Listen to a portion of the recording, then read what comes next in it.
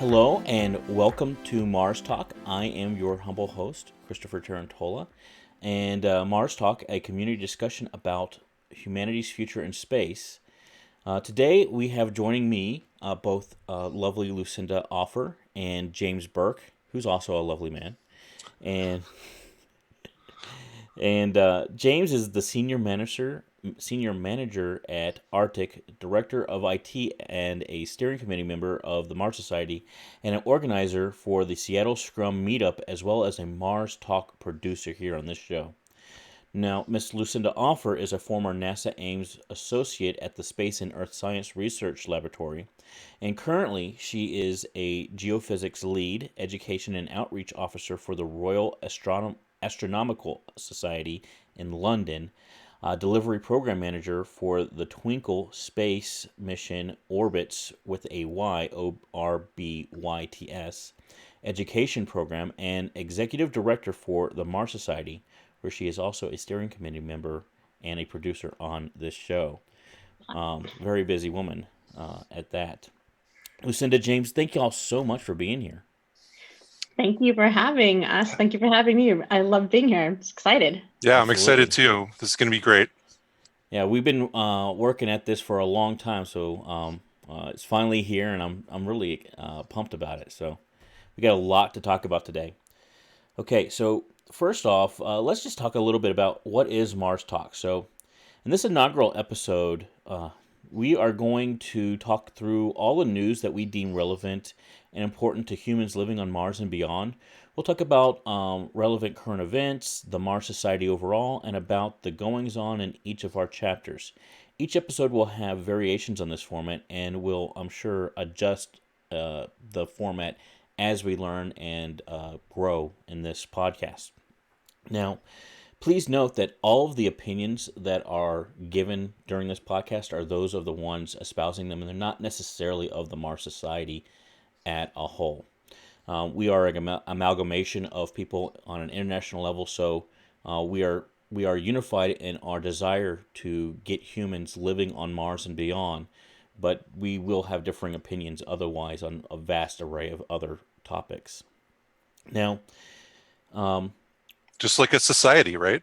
oh, kind of like a society. That's kind of I like that. Now, if you are interested in being a co-host or perhaps an editor or helping us on this podcast, we are looking for volunteers, as we are just starting out. If you have opinions that need to be heard, if you think you know a lot about space, then what I want you to do is I want you to go to our website, www.marstalk.org, marstalk.org, and we'll have a location there where you can send in a video to kind of let us know why you would be a great co-host, or give us a resume if you want to be an editor or something like that. Show us your work. Now, on to the news here. So, the first bit of news is going to take up a little bit of time here. It's the 2024 moonshot. Vice President Pence here in America and the Trump administration as a whole has charged NASA to return to the moon by 2024. Jim Bridenstine, who is the director of NASA, has embraced this change and has spoken at the Space Council meeting where this was announced by VP Pence, and at a town hall with all the NASA employees, as well as in a testimony in front of Congress, a Congress Oversight Committee, to be specific. He has appointed Mark Sarangelo as special assistant, who is the former CEO of Sierra Nevada Company, who did the Dream, not the Dreamcaster, what is it? Dream Chaser. Dream Chaser, thank you. Brain fart there. And all options are on the table, is Jim Bridenstine is quoted. NASA has indeed considered many different rocket configuration proposals for EM1, as the SLS has been embroiled in delays and budget overruns. He talked about a SpaceX Falcon Heavy, which is not human rated at this point and isn't planned to be, with a ULA cryo stage on top of that, the European service module on top of that, and then the Orion capsule on top of that, and as he put it, talk about strange bedfellows. So, first one I'm going to throw out to you, James. What do you think this means for Mars? Does it move the ball for us as far as getting to Mars quicker? what do you think the effect of this whole initiative is? hmm It's a really positive development overall, and it's pretty rare that a U.S. president will come into office and set a goal for NASA in their first year, but that's exactly what the Trump administration has done. And now with this acceleration of trying to get to the moon within 5 years, that will also happen potentially within the Trump administration. And so one of the reasons that we haven't been back to the moon for the last 50 years is because whenever a president announces that as a goal, the next president doesn't necessarily carry that forward. And That's known as Lucy in the football, or putting the cart before the horse, right? exactly. And so potentially there's less risk here with that plan actually happening. Also, even if Trump leaves office in the next election cycle, they'll have been far enough down the path potentially that canceling this program would be a really bad move. So, but back to your original question, what does this mean for Mars? Um, you know, 10, 15 years ago, there would be a lot of debates among the space advocacy community. Should we go back to the moon or should we go to Mars? Either or. And I think most people, including Dr. Zubrin, who Lucinda and I both work with, he's come to the realization that let's just do something, right? Let's go back to the moon because we can prepare to go to Mars by going back to the moon. If you use a reduced set of hardware that is built for Mars, but that you can use to test out on the moon, then you can actually advance forward a Mars program by going back to the moon. So the current set of hardware being discussed by NASA, the SLS rocket, the Orion spacecraft, potentially some of the lander technology that they're going to be developing in the next couple of years, all of that is relevant for a Mars mission. And so it's a good development overall for Mars. It does get us closer to Mars. It also, if we're able to send people back to the moon, having people beyond low Earth orbit will be top of mind for everyone, and it'll be more likely to get approval for a full-scale Mars mission, as opposed to just doing that cold without having a moon program. So that's my personal opinion about it all. So, Miss Lucinda, what do you think about all this development, and do you think that such a configuration, such as SpaceX, ULA, European, and NASA, could all actually work? Is that even possible? Well, before I answer that, I wanted to just touch on that what James has shared is Sure. really part of kind of the issue in the United States. One of the things that first got me interested in the Mars Society was back in 1989. I saw it on TV. I think it's 89. It must have been 1990, actually. So the elder Bush was president, and he was announcing we were going to go to Mars. And that's when I learned about Robert Zubrin, actually, 1989. Wow. I'm not going to tell you how old I was. I was a kid. And I'd always been a huge Mars fan, had an affinity for Mars since I was, 5 years old. And my father worked for NASA and for Lockheed Martin. So I was, really a huge space enthusiast when I was a kid. So I was excited about going to Mars. And then the next president, I think, was Clinton. And he had a space program, and then James is absolutely right. Every time I've been excited about this since the late 80s, early 90s, and so I've gone through 1, 2, 3, 4, 5 presidents who had keep changing the space program. The younger George Bush had the Moon, Mars, and Beyond initiative. I lobbied in DC for that. I lobbied in DC in 2004, 2006, 2009, and I led lobbying efforts to fund those programs, especially if they had a Mars mission involved. Mm-hmm. And it is disheartening. It is frustrating. It is annoying. So if there is a president who's saying they can get us anywhere right now, because we are so hungry to get back somewhere, that please. And if he's saying he's willing to do it if he gets elected again, and he can do it within that time frame, yeah. And some of the words that Pence used when he first announced this, he used we're going to double our efforts, we're going to accelerate this plan, we're going to any means necessary. That's pretty by serious. any means necessary. Urgency, failure is not an option, relentless will. Those are all kind of those words. The language that he used was, we're going to make this happen no matter what. And of course, there's a little there's this voice in my head that says, oh, no, someone wants to get reelected.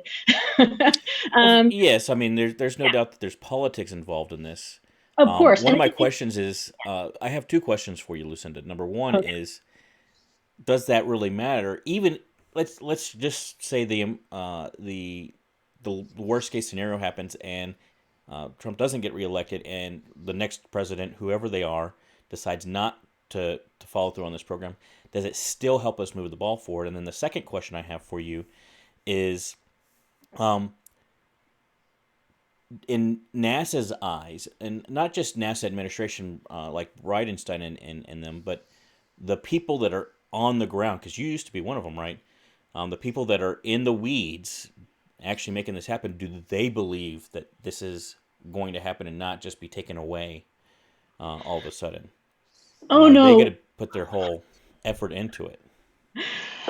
Oh, no, we all have a good dose of, there's that absolute possibility that it's going to be taken away from us. You mentioned Lucy and the football, and I did say, I think it's more like a dangling carrot kind of feeling. Like they're dangling a carrot in front of us, and there's always that possibility they're going to take it away. And if we think back at JFK, people talk about it being a race, right, between China and Russia and all that. But what really made it happen was Lyndon B. Johnson. And we just associate the moon programs with JFK, right? Because he announced it. He's the one who stood there and did that amazing, inspiring speech and said we were going to go. But what happened? Unfortunately, he was assassinated. And Lyndon B. Johnson, who took his position, then said, this man was great, which we all agreed. We were all, they were all very disappointed that he was gone. And he said, well, to keep his legacies, to honor his life, we're going to make this happen. And they did. But that was when Lyndon B. Johnson was president. So I think it's more than just a space race. I mean, it definitely is someone who is going to, integrity, do what they say. And I'm sure there's all kinds of obstacles. I mean, Trump can say he wants a program and he could work really hard, but look how difficult he's having passing things in Congress.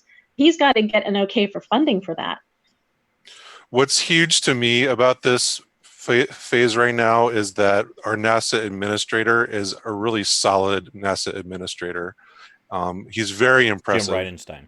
Yes, Jim Bridenstine, which the Mars Society, Dr. Zubrin met him before he became NASA administrator, gave him a copy of his book, which he did read.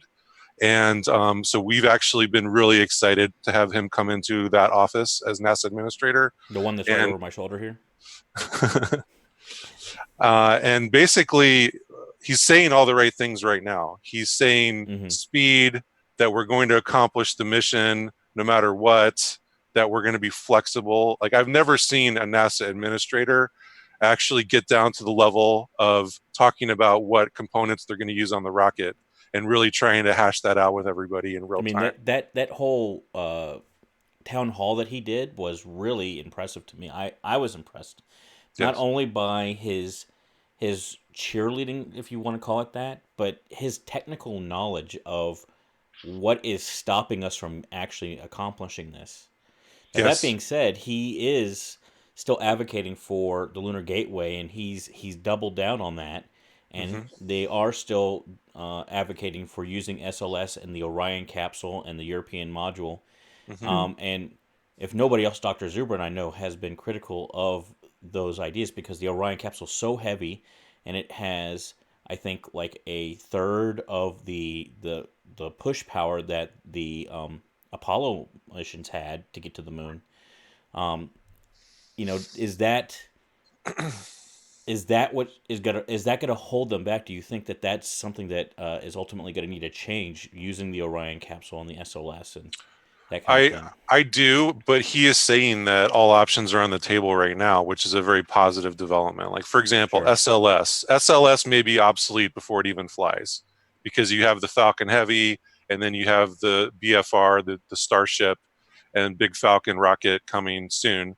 And so SLS may very well be obsolete even before it flies. It's also not reusable, but it is close to being done. Like, they are really working hard. Boeing is really working hard to get the SLS up and running in the next 2 years, and that will be the biggest rocket ever. and by far bigger than anything else anyone has flying today, including the Falcon Heavy. So, you know, there are positive things to staying with the current architecture.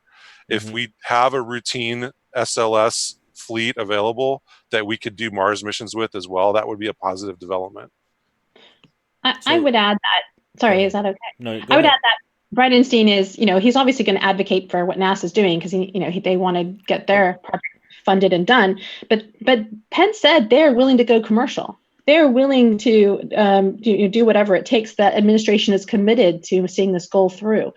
So going commercial, private space, they're doing requests for for proposals for. Do you think Congress is going to let them though? Because I mean, that the administration has pushed for things in the past, and not just this. I mean, all administrations always submit a budget the way it works here in America. The president submits a budget, but then Congress passes it.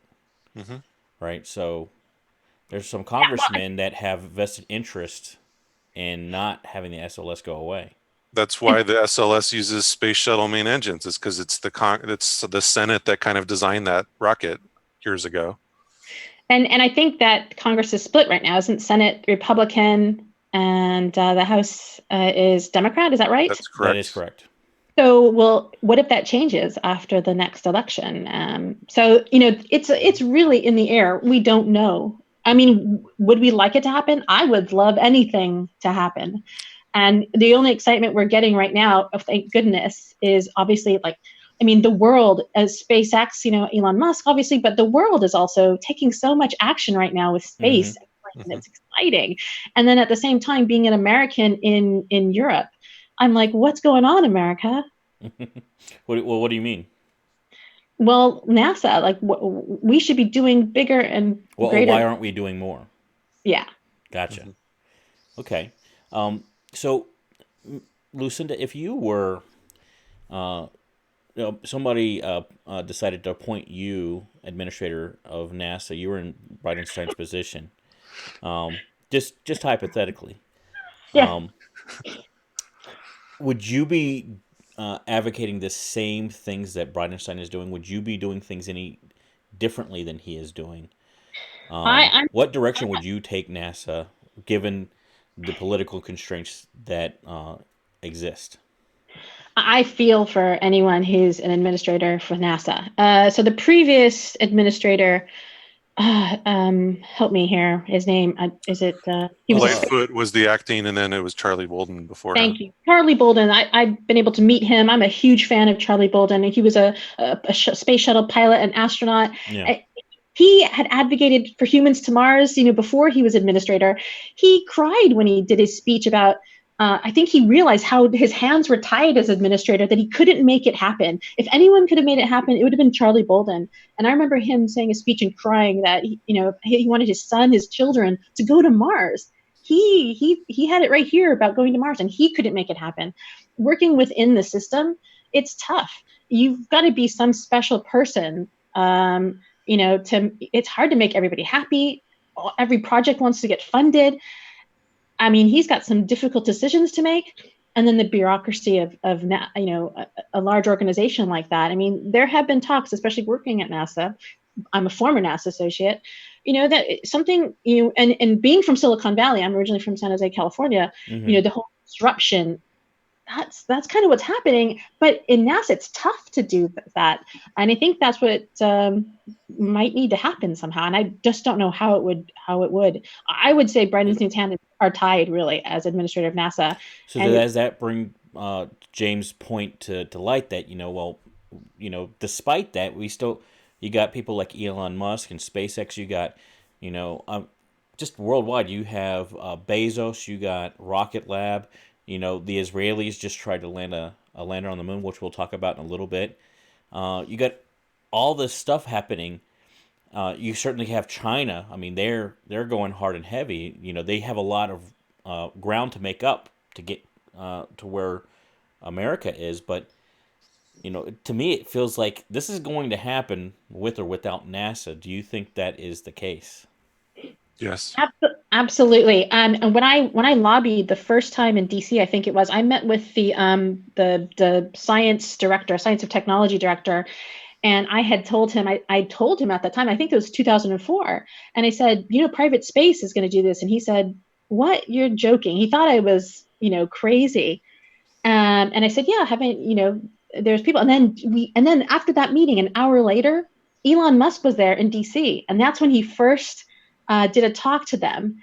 And I remember meeting eyes with him. I can't remember his name right now, but he looked at me and he just went like this, like he realized, you're right. Private space. That was back in 2004, and he wasn't aware of it. And he was the director of science and technology. Mhm.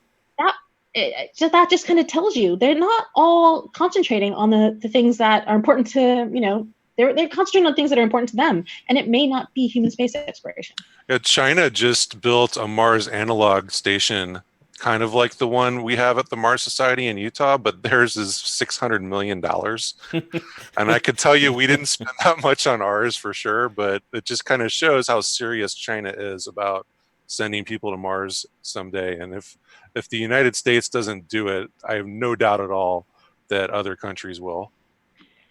Okay, And so that's what's so great about having, Dr. Zubrin. He's so excellent at cutting the fat. I yeah, mean, he anyone, doesn't pull punches, does he?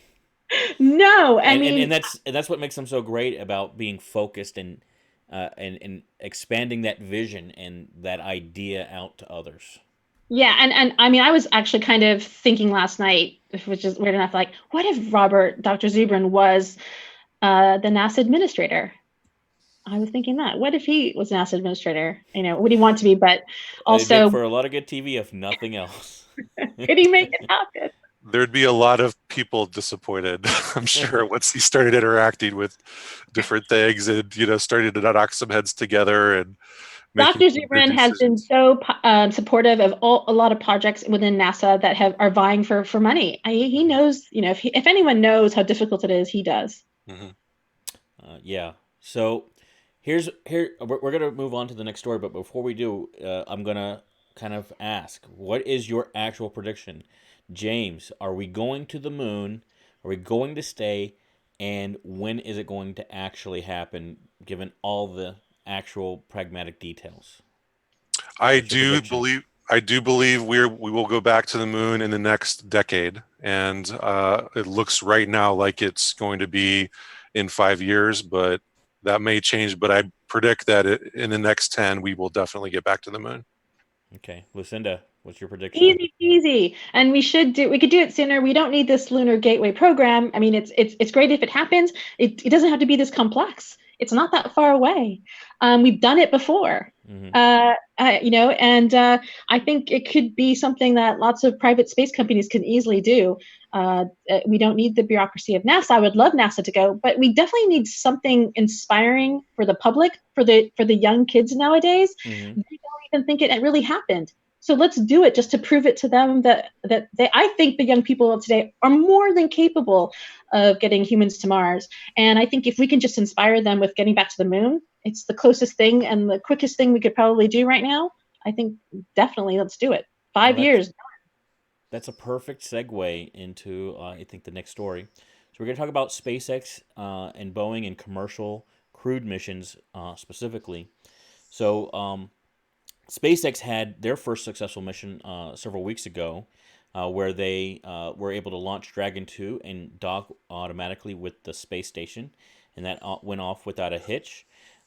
They just launched their second Falcon Heavy last night, and they landed all three boosters back Amazing. two back at Cape Canaveral, one on a barge, and they recovered the fairings, which they're going to reuse as well on a later mission.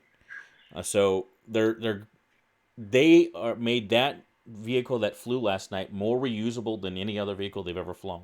And they Yeah, made it look easy. And, they're and killing it. sexy, They're doing well. right? Now, there's no SpaceX fanboys in this thing at all, No, right? not at all. Or girls.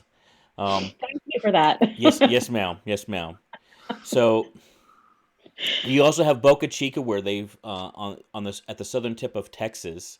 That's still like I'm closer to San Diego, and I live in Texas than I am to Boca Chica. If that makes any difference for those out there, but Boca Chica, they flew this Starship tethered, of course, and the test went off without a hitch. So they're moving forward with their Starship program. There at SpaceX. They have over April all the way to June. Both Boeing and SpaceX have a test. So Boeing's going to do the same kind of launch they SpaceX just did. They're both going to do an abort test over the next couple months, and then in July, SpaceX is going to do their first crewed mission, assuming everything sticks to schedule. And Boeing's going to do theirs in August, flying on a ULA Atlas V. So that's pretty exciting. That particularly for as an American, it's really affected our psyche that we haven't had a way to get to space with our own countrymen. It's really starting to change, and it's changing with commercial. So, Lucinda, what are your thoughts on that? Exciting. It's about time. I love Jeff Bezos. I really want to see what he's going to do. It's kind of was previously it seemed like a back and forth between coming a competition between Elon Musk and Jeff Bezos. I'd like to see more of that for sure. I love competition. Americans love competition. We love that. And commercial space is, obviously the purpose of them is to make it cheaper. And I love the whole reusable idea. Absolutely. And like I said, SpaceX, the whole team make it look so easy.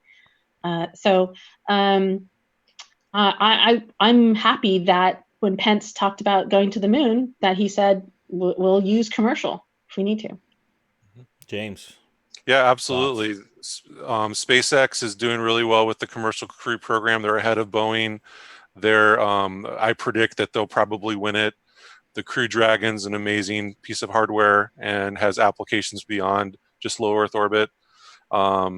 And yeah, the Starhopper that was being tested in Boca Chica, that's the first use of the Raptor engine. That's their upgraded, brand new designed engine, best in the world. The Falcon Heavy, the Falcon 9's engine, the Merlin was already the best in the world. And this thing is like a whole new generation beyond that.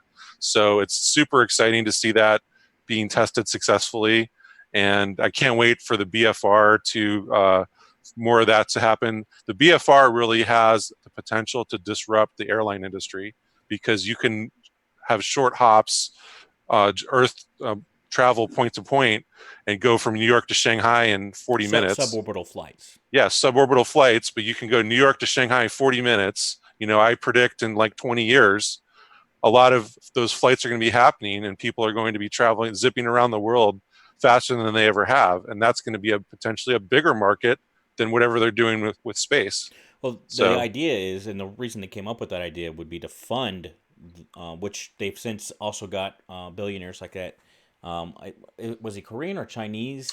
Japanese. The Japanese I'm sorry. King. Yeah, he's he's pretty much, to my understanding, basically funded the spaceship and the BFR in order to be able to have him and 8 other people go around the moon on the first mission, which that in itself is you were talking, Lucinda, about inspiring people.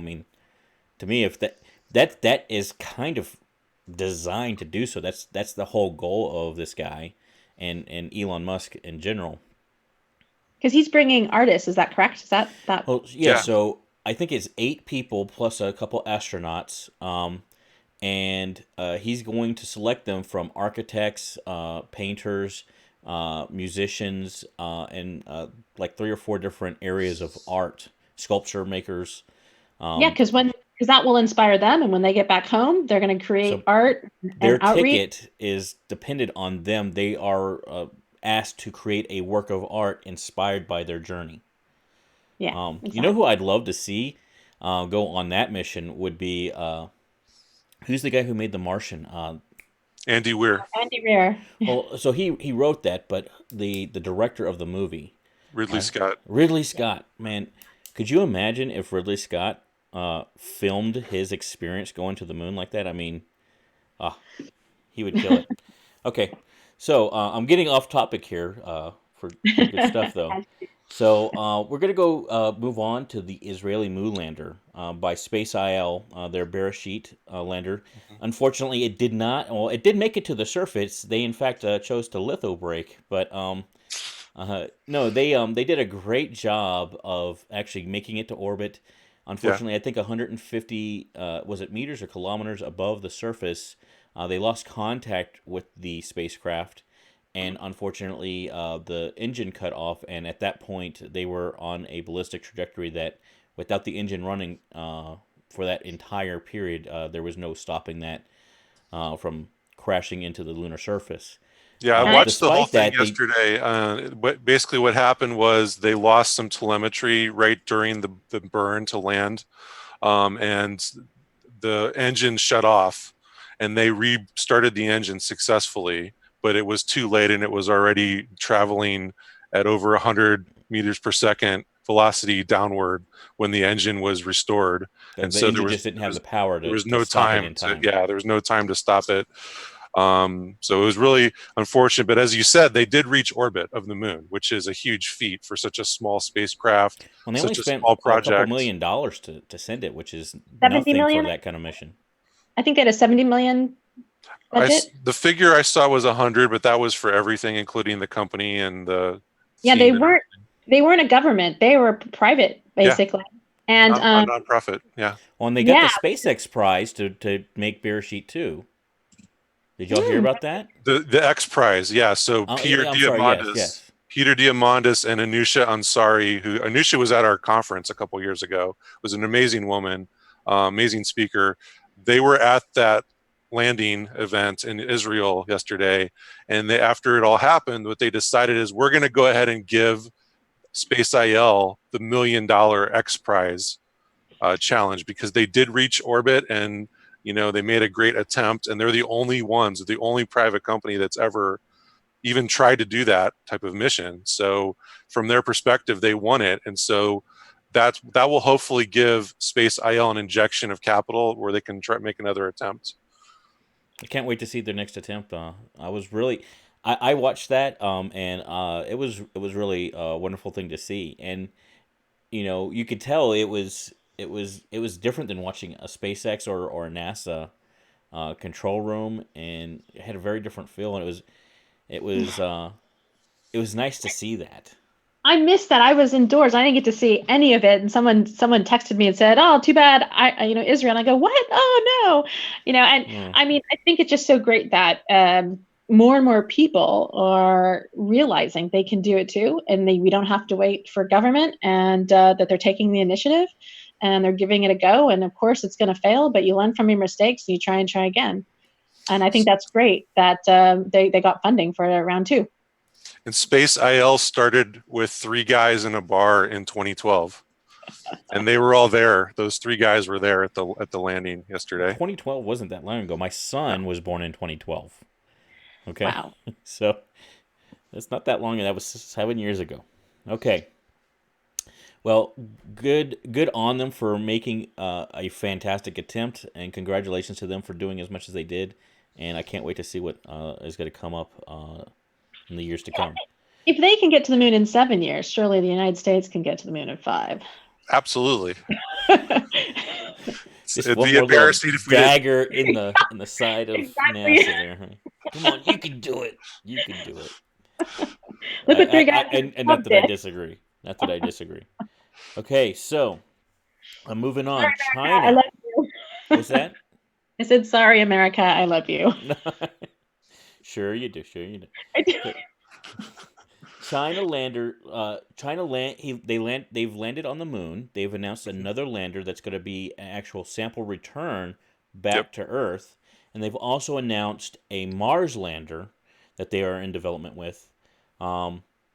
And then Dr. Zubrin very recently, while he was over in China for our, we just started a couple chapters, and we'll talk more about that in a little bit. But while he was over there, he went to a Chinese company and showed a video of them doing a test where the rocket went up, I don't know, several hundred feet, and then came right back down and landed within like a meter of where it took off from.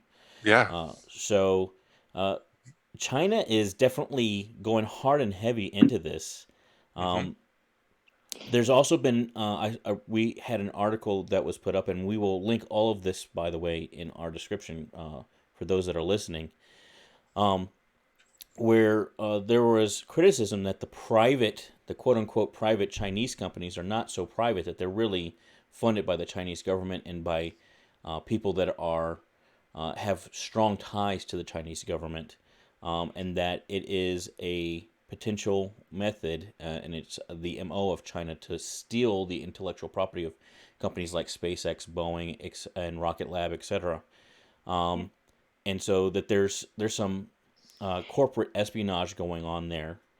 And then you also have China's One Space, which is working on launching to orbit soon. It's another private company. So we have all this going on in China. Um, what do we think about? First off, let's address this whole corporate espionage thing. Lucinda, do you know much about this? What do you The think only about thing I this? know is when I was at NASA, gosh, a decade ago, about no, shorter than 8 years ago, we were urged not to be involved with anyone from China. I mean, I had to be completely vetted to get my badge, and so they had to do a background check and everything, and Mm-hmm. history of that. But I was urged not to do any business with anyone from China. That's all. That's all I know. And I know they do have a bad reputation, like with Apple, for instance. But yeah, that's not a good thing. I thought there was some project recently, though, that America has been doing with China. If you come back to me later, maybe I'll remember what that was. But I thought that was really surprising that there would be any. I mean, happy to be collaboration. I mean, there's always a second chance, right? You should always give people a second chance to prove themselves. But yeah, I would think it would be sad because they're doing so much amazing things right now. Hello, they've landed something on the far side of the moon, which has never been happened. They put a satellite in L2 to communicate. That hasn't happened, Yeah. in the Yeah. line of sight of Earth. So like they're doing some amazing stuff too. They got a lander and a rover working together, looking at the subsurface of the moon. I was going to say Mars, so Mars minded, but Mm-hmm. yeah, no. So it'd be great and exciting to see what they are going to accomplish from this, and share that data. Are they going to share that data? Do we get? Well, they better. They better. I Will don't think they? they're What do you think, obligated, James? but that would be a good start. Sorry. No, I no, you're think. fine. You're fine. Well, I think that they are a closed society. They're definitely doing some exciting things, but it does give me a little bit of concern that whether they will share data they find with us. They did send back the pictures from the far side, which is really cool to see, and it was near real time. But they're not as open a society as we are. NASA does put all their data out for anyone to download eventually. It'd be great if they did stuff like that just in the name of scientific progress. So, but Actually, that's true. With the Insight landing, that was one of their main goals when Insight landed last December, was it? They promised that they would get that data out to the public as soon as possible. Of course, they want the scientists to see it first, but that was their goal, was to get it out to the public as soon ASAP. Well, and I could vouch for that personally, just from I've been following, and this is a little bit off topic, but Ultima Thule and the Juno spacecraft around Jupiter. Those are also a couple examples of very open. Here's the data, and Mhm. please make something of it for us. People Um, are doing cool things with data, and I'm just going to share with you real quickly. This is Astroreality's 3D printed moon. This is their Lunar Pro. I'm not selling it for them, but I use it for my own education outreach. It's yeah, amazing. Augmented reality, and it's based on lunar reconnaissance orbiter data from the moon, from a satellite going around another celestial body. So it's very, very accurate. And I mean, I can even pinpoint where China landed on the far side in there the you 18 go. crater. They landed in one of those two craters that are kind of close to each other, and that's where that lander rover system is right now. And so this is us on this side, and they're back Mm-hmm. here. That is Pretty neat. cool. Yeah. So going to back to China, so certainly there might be some concern with them being good stewards of the information that they are both we share with them and that they obtain in their scientific endeavors. But there's no doubt that they are doing a lot in the space sector. It is definitely one of their priorities. They're making it a priority. Um, how does that affect the worldwide? quote unquote race to space into Mars, and what does that mean for us here at the Mars Society and those of us that want people to live on Mars? So I've had a lot of discussions on Facebook lately with people about whether or not there is actually a space race going on. My contention is there's absolutely a space race going on, that all this competition is a good thing, that it will speed up people, it will get us off our butts over here in the US to do something, and it's great. And I love that there's other countries doing serious work in space. I think it's a super positive thing. Now, other people will say, well, just because someone does something over 10 years and maybe we do something over 10 years, I don't really see the correlation. There's not really a space race. No, I say hogwash. It's, look at what China's doing. They landed on the far side. Are we going to let them? Are we going to let that stand, or are we going to send a probe there as well? You know, so I think it's a positive thing. Whatever other countries do, it's going to galvanize what we do, and vice versa. If I can, I agree. I think that there's nothing wrong with a little healthy competition. But my point is, why does America have to wait until then? Why do we have to? Human nature. Yeah, why does it have to be until someone else is going to beat us and we can't let that happen? Why don't we just, forge the path? And also, there's another point that James made that I wanted to comment on. I can't think of it right now, but competition is healthy. That's okay. But I think America, and this is one thing that the Mars Society definitely advocates, is, I know what I was going to say.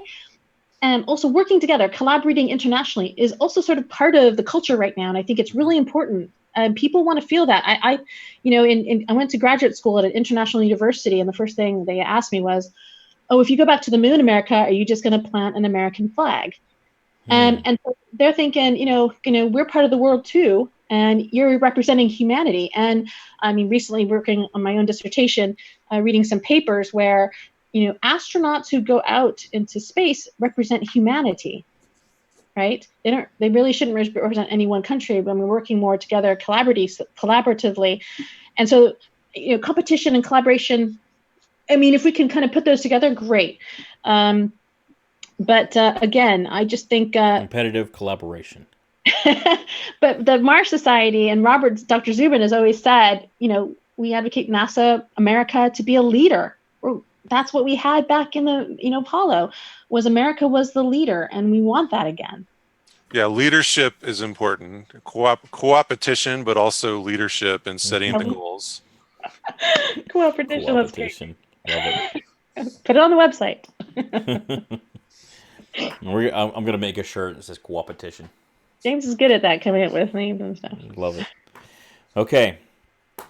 University of Southern California Arid Climate and Water Research Center found evidence of active groundwater on Mars in a much broader geographical, or shouldn't that be areographical, area than previously thought, similar to North African Sahara or the Arabian Peninsula here on Earth.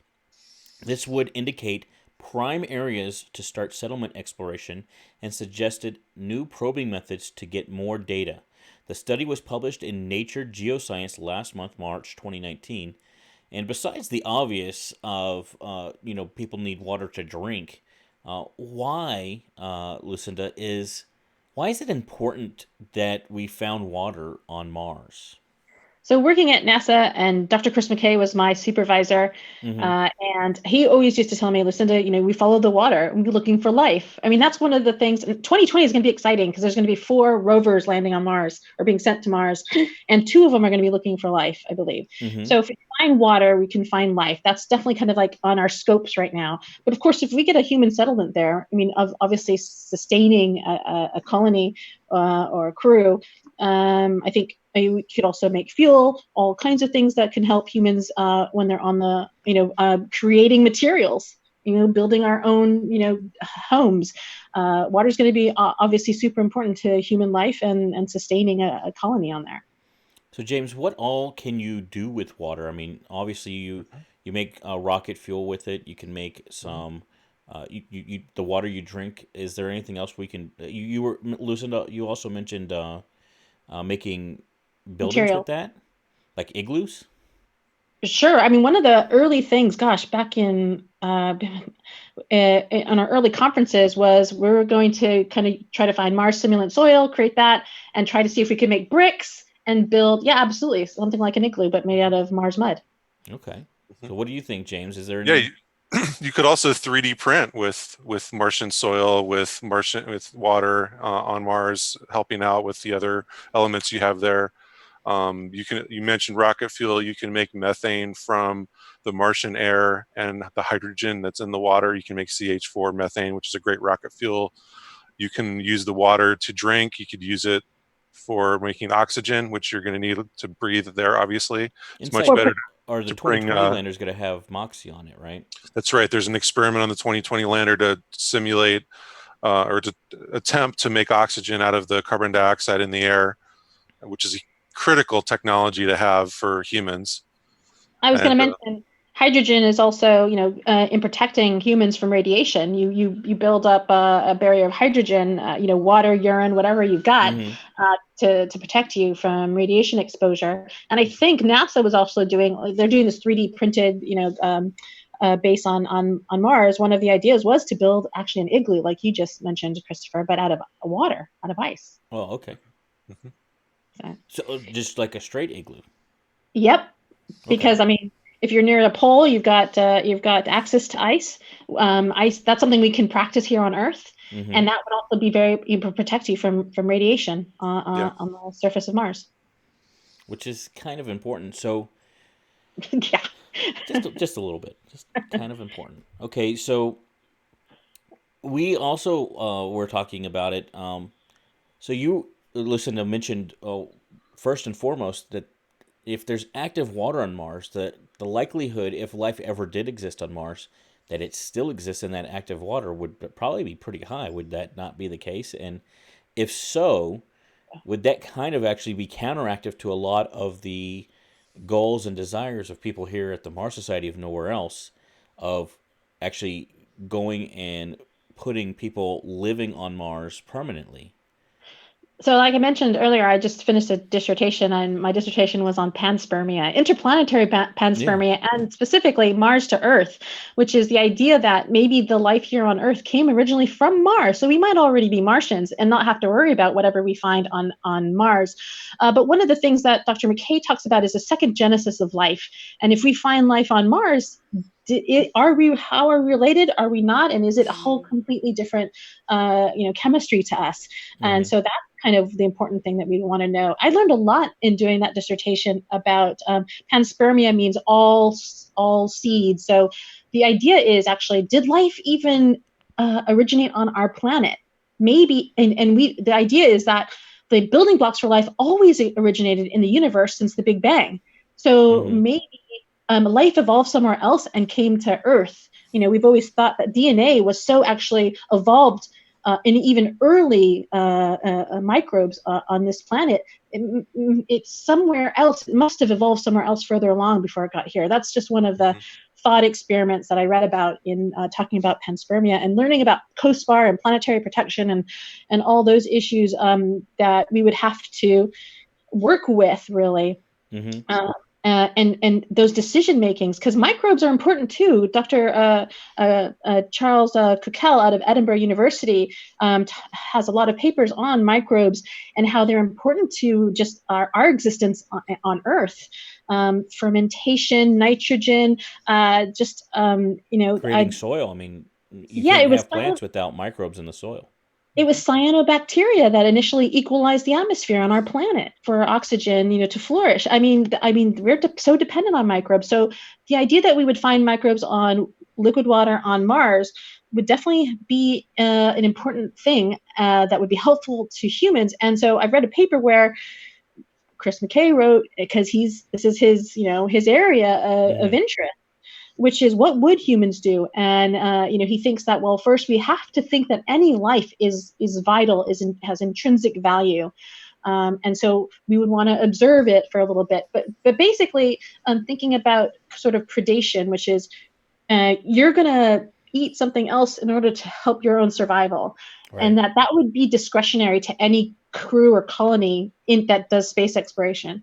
And so I would think that if there's water on Mars, it would be ridiculous for us not to, depending if we could definitely take some initial readings, initial data to find out how much of it is it, and how much can we use to help ourselves, and how much are we going to leave to make sure that we don't, kill off, extinct some sort of bioform of life on the planet. So it's just thinking more, environmentally considerate. So if we found microbes on Mars, I'm not talking about Martians that are building cities or something, but just like little microbes, should that stop us from colonizing on Mars?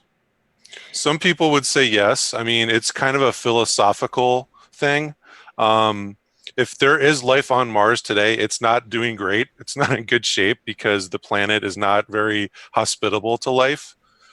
But if we do go there and drill in that area where we recently found groundwater and we find that there's microbes there, it is a philosophical thing of, do we disturb their environment, right? Or do we make use of that resource? It's definitely a philosophical debate. that's actually words from Chris McKay's mouth.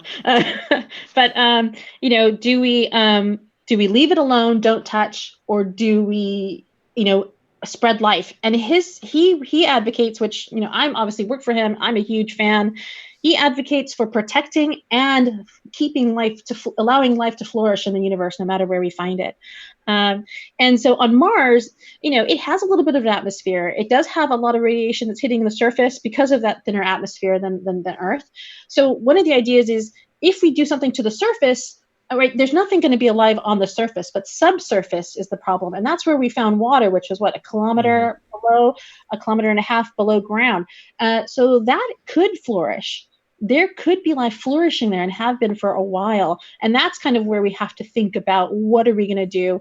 And again, I think I would advocate for, we really have to do something for our own survival, because it would be ridiculous not to, and also be protective of it. So you and think make sure that we could do both, and it doesn't have to be a mutually So- exclusive proposition? Yeah, and that's even the same for sending humans to Mars. People always think, how can we go to Mars when we're not taking care of Earth? Well, let's do both. We don't have to do one or the other. It's not a choice between the two. We can do both. We can take care of our planet and send humans to Mars. So Going to Mars can help us understand the Earth better. that's what I was going to say. Yeah. If we learn about how the planet works, and like missions like InSight that are trying to understand the core makeup of the planet, if we learn more about Mars, we're going to learn more about the Earth and how to help the Earth. It's easier to understand data when you have an N of more than one. Yes. Yeah, and that's the whole point of these missions now, that the robotic missions that are going to Mars, is to learn more about the evolution of the terrestrial planets in our solar system. So really, it's to learn more about Earth. And Stephen Squires is the one who sent the Spirit and Opportunity, and he wants humans to follow the rovers.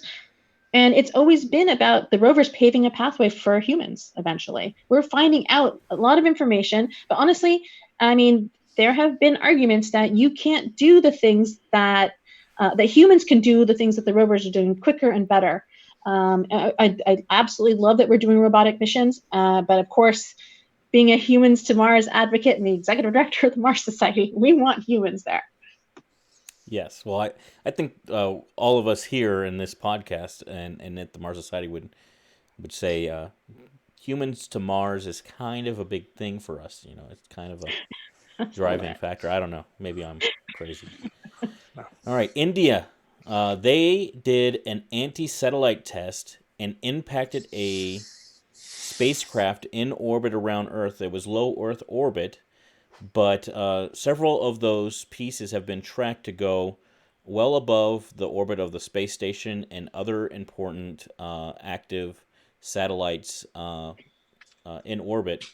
Jim Bridenstine, going back to the NASA director, at that same town hall we had been talking about earlier, was quoted as saying that that kind of activity is not compatible with human spaceflight, and he had very very strong rhetoric for somebody that is as politically astute as him, to basically not that NASA and America is not happy about it, among others.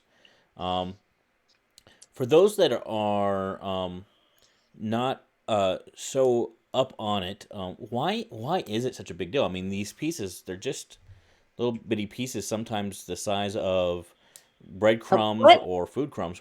Why does it matter? Uh, James. Well, I mean, the space shuttle had a crack in its windshield that was a result of a paint chip hitting it at supersonic speeds. Even though these things are small, they're traveling very quickly and they can cause a lot of damage. And yeah, so force equals mass times acceleration. there you go. And the problem Physics here is that's your answer. Physics. is the problem here is that they created so much debris that there's so much debris it can't even all be tracked, and they created debris that's higher orbits than what they told everybody, so it's not all going to come down in a couple days, which is what they said. Some of it's going to be up there for a long time and could pose a potential threat to the space station and other human spacecraft in orbit Do you and think other that was satellites. naivete on their part, or do you think they just didn't care? I'm Hard to not say. going to get in their head. It's not a good thing to shoot satellites from Earth. It's not a good look. I think Um, some of the ideas behind it were political. I think that's yeah. kind of the story that's been going out there, was that someone wants to get reelected, and that's the danger of all this. Is, don't get your political aspirations involved with the space mission, with space. That's those human people in the International Space Station. We have enough debris in low Earth orbit or in the orbits around Earth to deal with.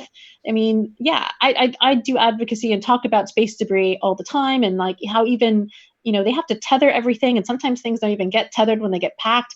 And an astronaut has to let NASA know, oh gosh, that's going away from us, and then NASA tracks it, like James said, and hopefully it burns up in the atmosphere. And if this was political for India for an election, that would really be, this is really unfortunate, especially if it does damage where it's going to put humans in jeopardy. So bringing it to a larger discussion, as the more and more companies, private sector people, as well as governments are getting into space, launching rockets and all kinds of different avenues. Virgin Galactic has their spaceship, which goes through atmosphere to get to orbit, or not to orbit, but to space. Um, how are we going to manage and deal with this kind of thing? Because I can only imagine that even if it's not as blatantly disregarding the norms that the international society would put on everybody and saying, you shouldn't purposefully create debris, more and more debris is going to happen. Is it going to get to a point where it's going to become highly problematic? How quickly do you think that would happen, and what can we do about it? Well, I definitely think we should do as much as possible not to create more, just like you said. I mean, it's controlling it. And I think that's what they do with satellites. They, if they're going to decommission a satellite, they're going to want to burn it up in the atmosphere. So, I mean, I think we're going to have to put our faith in humans to develop something to take care of space debris.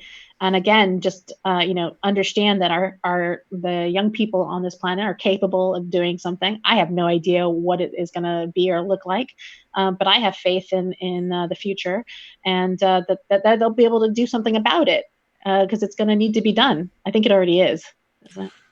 It's a huge problem. It's something that we really need, as a human race, we really need to be careful not to keep polluting low Earth orbit, because we could get to a point where low Earth orbit is unusable, where there's so much debris that you won't be able to park satellites there. And that's a huge risk. There's some satellite constellations being planned right now that have thousands of satellites to provide global internet. Both Musk and Bezos aren't, right? Yeah. And that if one of those is built, it's going to be a huge deal for the human race to have global internet, especially in a lot of the developing countries. And so if you have too much space debris, you're not going to be able to build constellations like that. That's like a really good point, James. I mean, just thinking about that. I mean, if it prevents us from doing exploration, then we have no choice. Mhm. That's scary to me. Yeah. being locked on this planet and not having a choice to do something about our predicament here. So, not to be a little overly blunt about it, but India doing this and anybody else that just thinks or decides to do this, that's bad. Let's not do that. And we want to try and be good stewards of the space that we have. Mm-hmm. Yeah. Well said. Yeah. Okay. We're going to move on from going into depth on these news stories. We're going to do the honorable mention news, as I put it. So it's going to be a lightning round. We can talk about each of these things a little bit, but I would say keep it to a couple sentences so that we can move on and get to some other great information about Mars Society in our chapters. All right. So first is probably the most important story we're going to talk about today. Texas Tech played a hell of a game in the NCAA tournament last week. What? Go Red Raiders! No, look, I'm Lynn Lubbock. I'm an alma mater, and I had to throw that one in there. We play another type of football out here. Well, that was basketball. So, do you play another kind of basketball? I assumed it was football. Sorry. Yeah. Although I do love American football, I miss American football. So, that's right. It's March, isn't it? March Madness. It was March Madness, yes, and we made it to the finals for the first time in our history. We were very proud and not a little bit disappointed that we didn't actually win to Virginia, who played a hell of a game. Not to take anything away from those guys, they definitely showed up. So, all right, moving on to actual relevant news. Falcon Heavy successfully launched and deployed the Arabsat 6A to geosynchronous transfer orbit and led 2 boosters back to the launch complex and a third one out to sea, as well as recovering the fairings. So that's we talked about that earlier. I know I already mentioned that, but that was just impressive, I gotta say. It was incredible, and I was waiting at the end after the 2 landed on land, and then they had the third, and they went back to it, and it was coming down, and then all of a sudden the video cut out. I was like, it always does that too. But then the it came back and it was right there. It had landed. It was great. Which only fuels conspiracy theories, but we're not going to get into that here.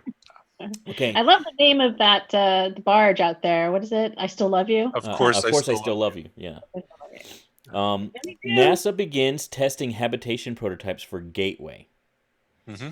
So that's part of their moon program that they're starting to move forward with, and that's, as we call it at the Mars Society, the Lunar Orbit Toll Booth. There you go. NASA InSight mole paused due to lack of progress in its digging. So they have what they call the mole. It's a probe that is going to hammer down into the Earth, or into the, I want to say the Earth, but into the ground on Mars, and it's going to measure the seismic waves that are coming up, as well as temperature and other information. And it was digging, and it got caught, I think it was at 15 degrees, something like that. Let me put this to where you can see it on the camera. So it got caught at like 15 degrees here. And so JPL is working on that problem. As of right now, they're still working on it. I have faith that they'll figure something out with it. If nothing else, I suppose they could bring it out of the ground, pick it up, and put it back down somewhere else. Did it stop? Because also it's supposed to be hammering to send those seismic waves out for the seismometer to pick up. Is it just about it going deep, or stopped hammering? Well, so it's not even fully into the surface yet. It's supposed to go a couple meters. It's not a mechanical failure, Lucinda. It's got some obstacle in its course, and so they stopped drilling to try to determine what it was. I think they're just being cautious and studying it before they move forward. I don't know that if they just kept on hammering it, they might just be able to just keep hammering it and get by. But JPL is not the kind of organization that's just going to take a hammer and go wham and see what happens. They're not just going to try random stuff. No, that's not how they do business. Too expensive. The Apollo 11 movie. Have either of you seen the Apollo 11 movie? I'm going to see it tomorrow. I'm really looking forward to it. I've heard very good things. You're in for a treat. Lucinda, do you even know what I'm talking about?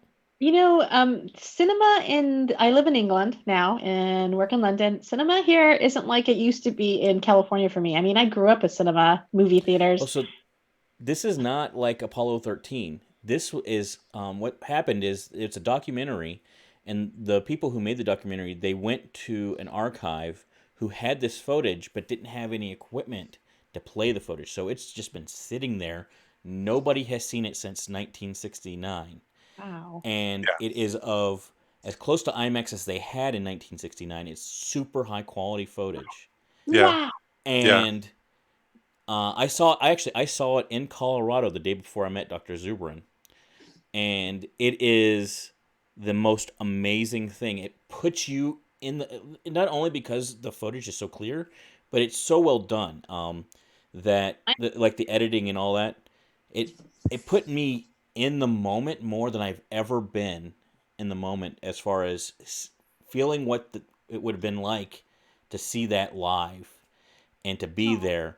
And when you see the rocket launch, you get a nice big full view of it from off in the distance, and you get to see the reaction of people and everybody like gathering in front of grocery stores and motels and all that stuff along the coast. And it also shows the actual moon landing, and you get to hear the actual radio chatter between ground control and the Eagle, as they put it.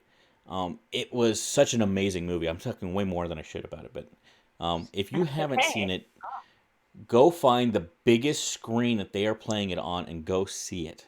It is Exactly well what worth the money. I'm doing. I'm looking at. Would you think it'd be available on IMAX or Yeah. No, they are playing it in IMAX, and if you can find a really big, like if I was, I wish I was in Houston, because I know they have an IMAX theater in the Museum of Natural History, Yeah. and it's a huge screen. In I, fact, I'm going to Houston in a week, and if they still have it there, I'm gonna go see it again. It's that yeah. good. There's a really cool IMAX theater in London that's as big as a roundabout. It's like built Oh in the yeah, middle of the roundabout, and it okay, does IMAX. I'm gonna go there and watch it. That sounds cool. definitely. Cool. Okay, so y'all will report back next time we have you on the show, and tell us about what you think. Um, for those listening and those watching, if you haven't seen it, go see it, and you don't really have a choice. I'm commanding you to go see it. Sure. All American right. Beauty. Trump administration makes technology safeguards agreement with Brazil. So basically, American rockets can now fly out of Brazil, and Brazil promises not to steal the technology, essentially. And that's, I think, minimally important, but it is a news story that is relevant. So It's closer to the equator. that's for sure. And there's a lot going on in South America, as we'll talk about in a few minutes here. Germany is doing a reusability study of catching rockets in midair.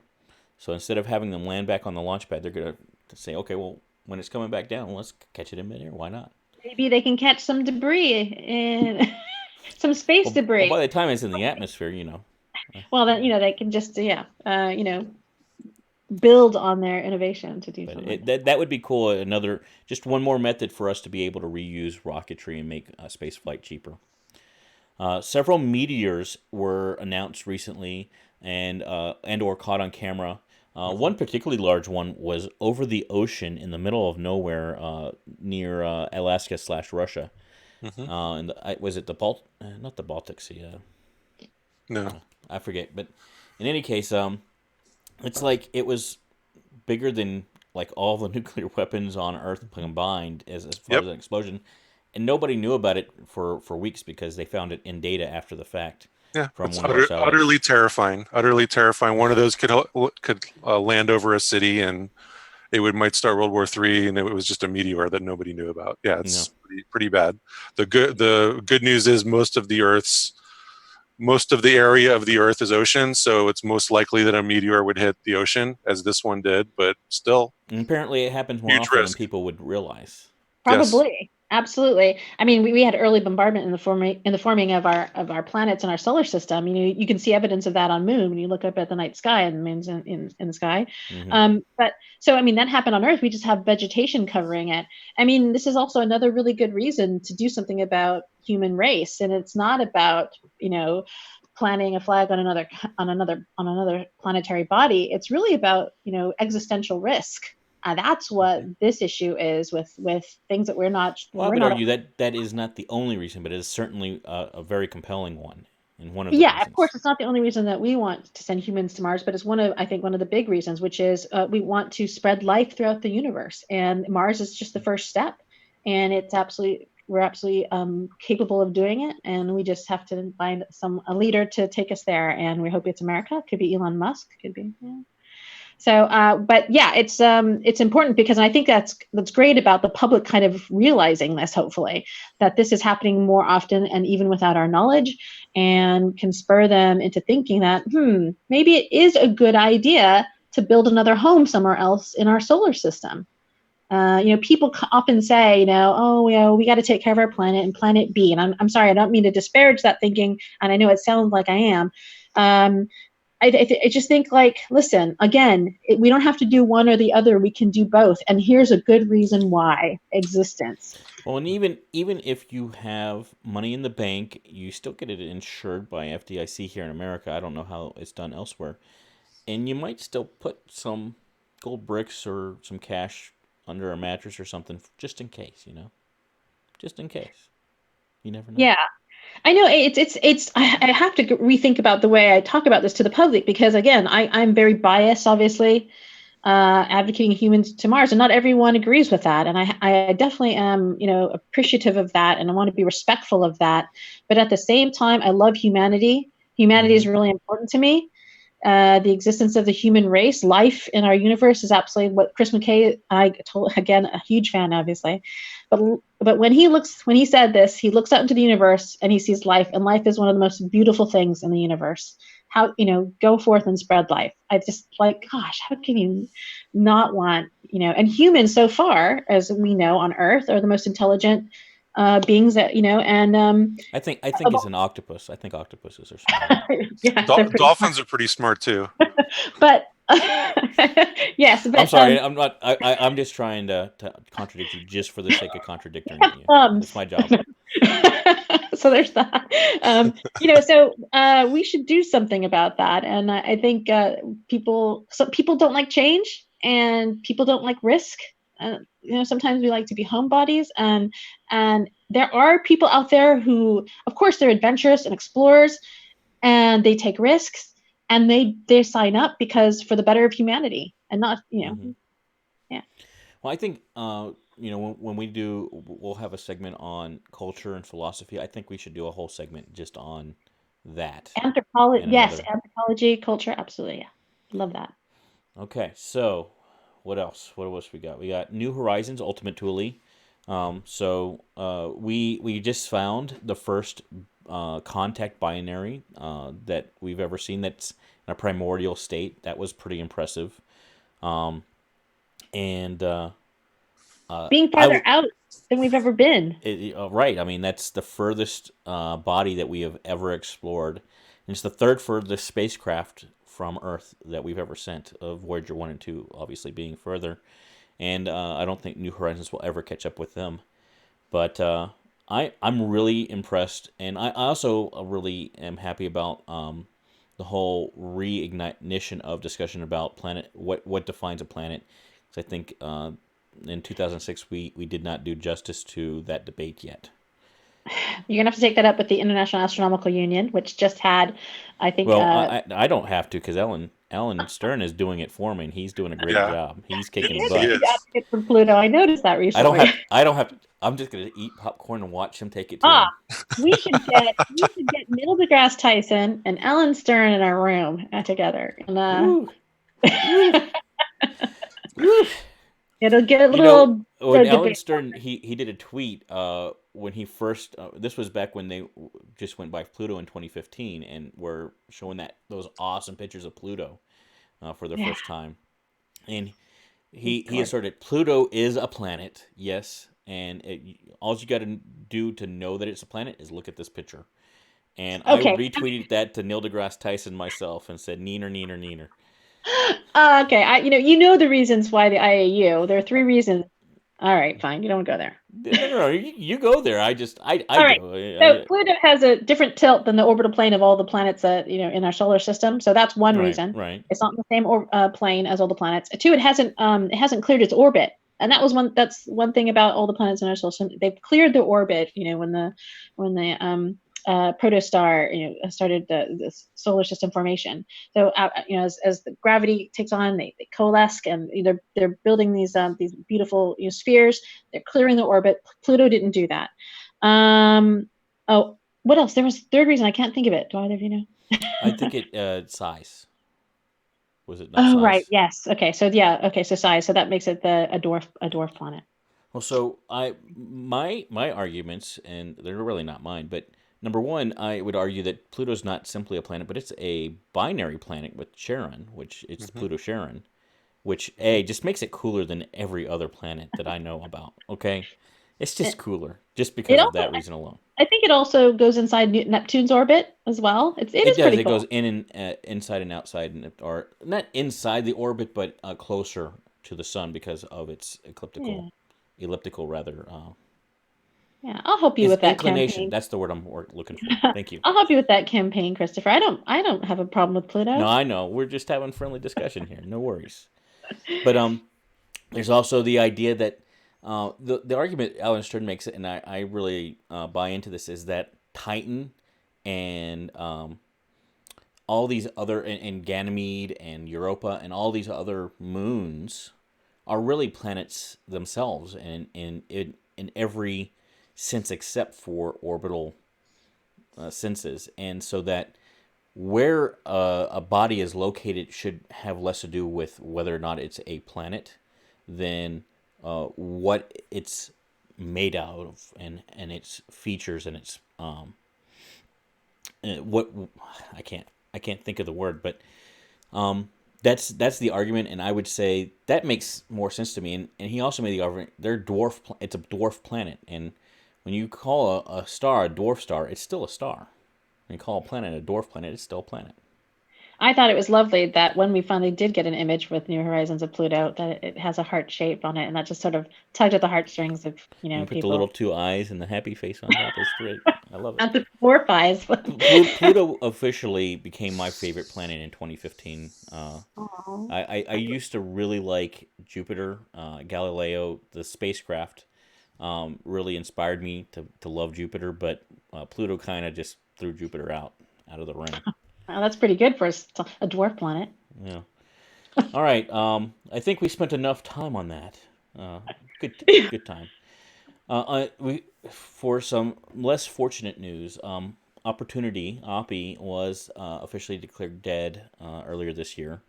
But man, what a amazing success story of a mission where it lasted well longer than it was ever designed to be, and it found out so much about the planet that we all hold dear, Mars.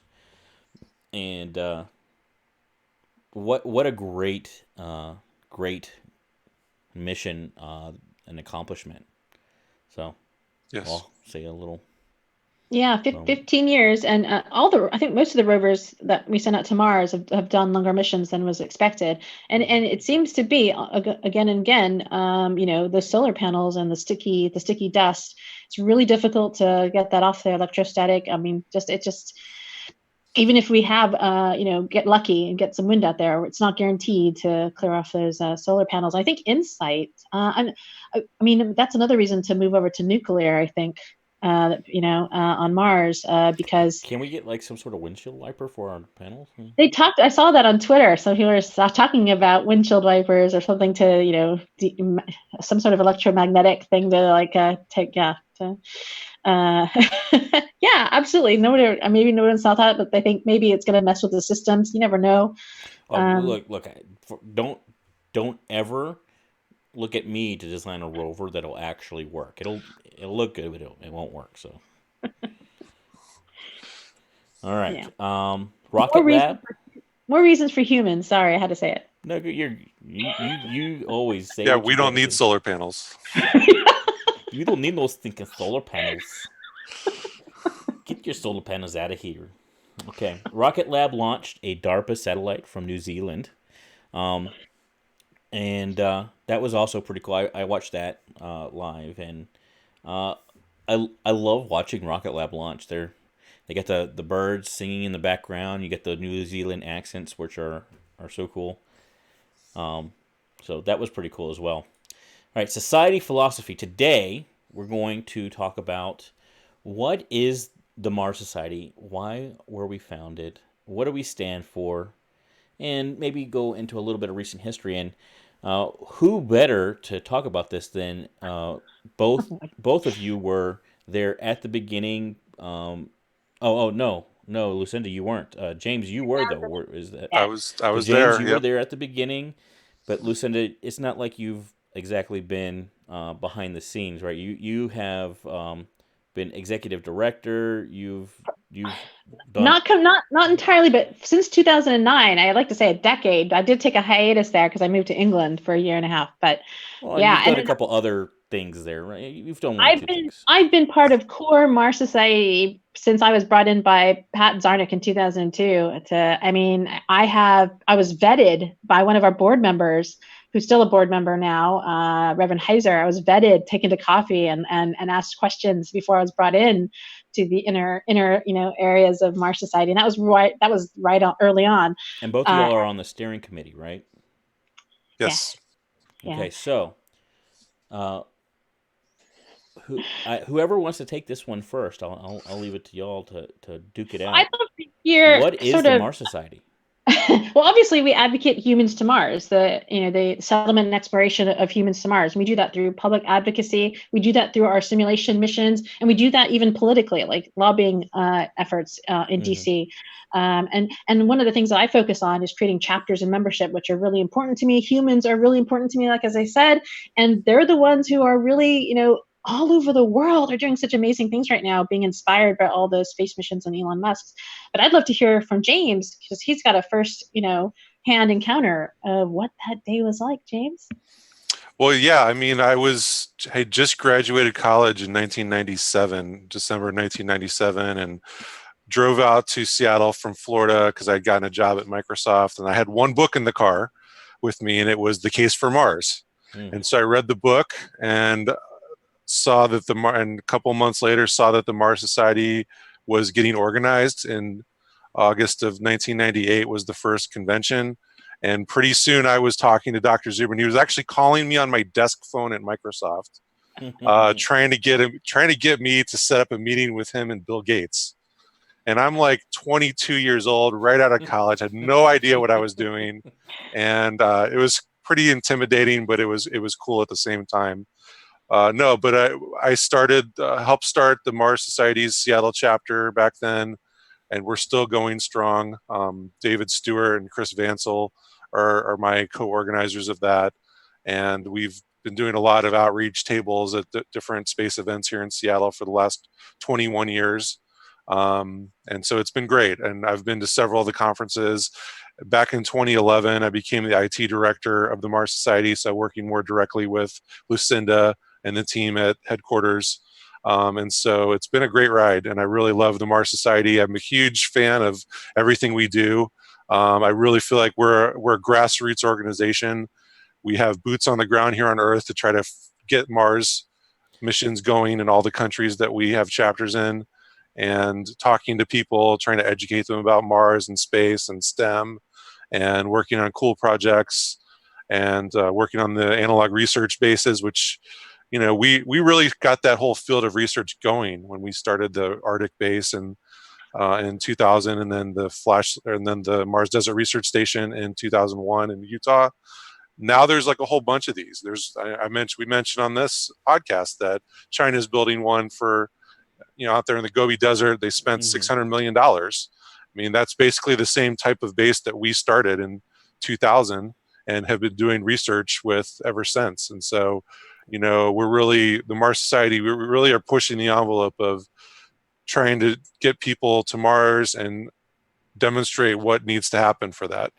Why is going to Mars important? Like, why not Venus, or like Lucinda was saying earlier? Why not just stay here on the planet, focus on things, or at least maybe just stick to the moon? Because at least with the moon, you're not too far from home.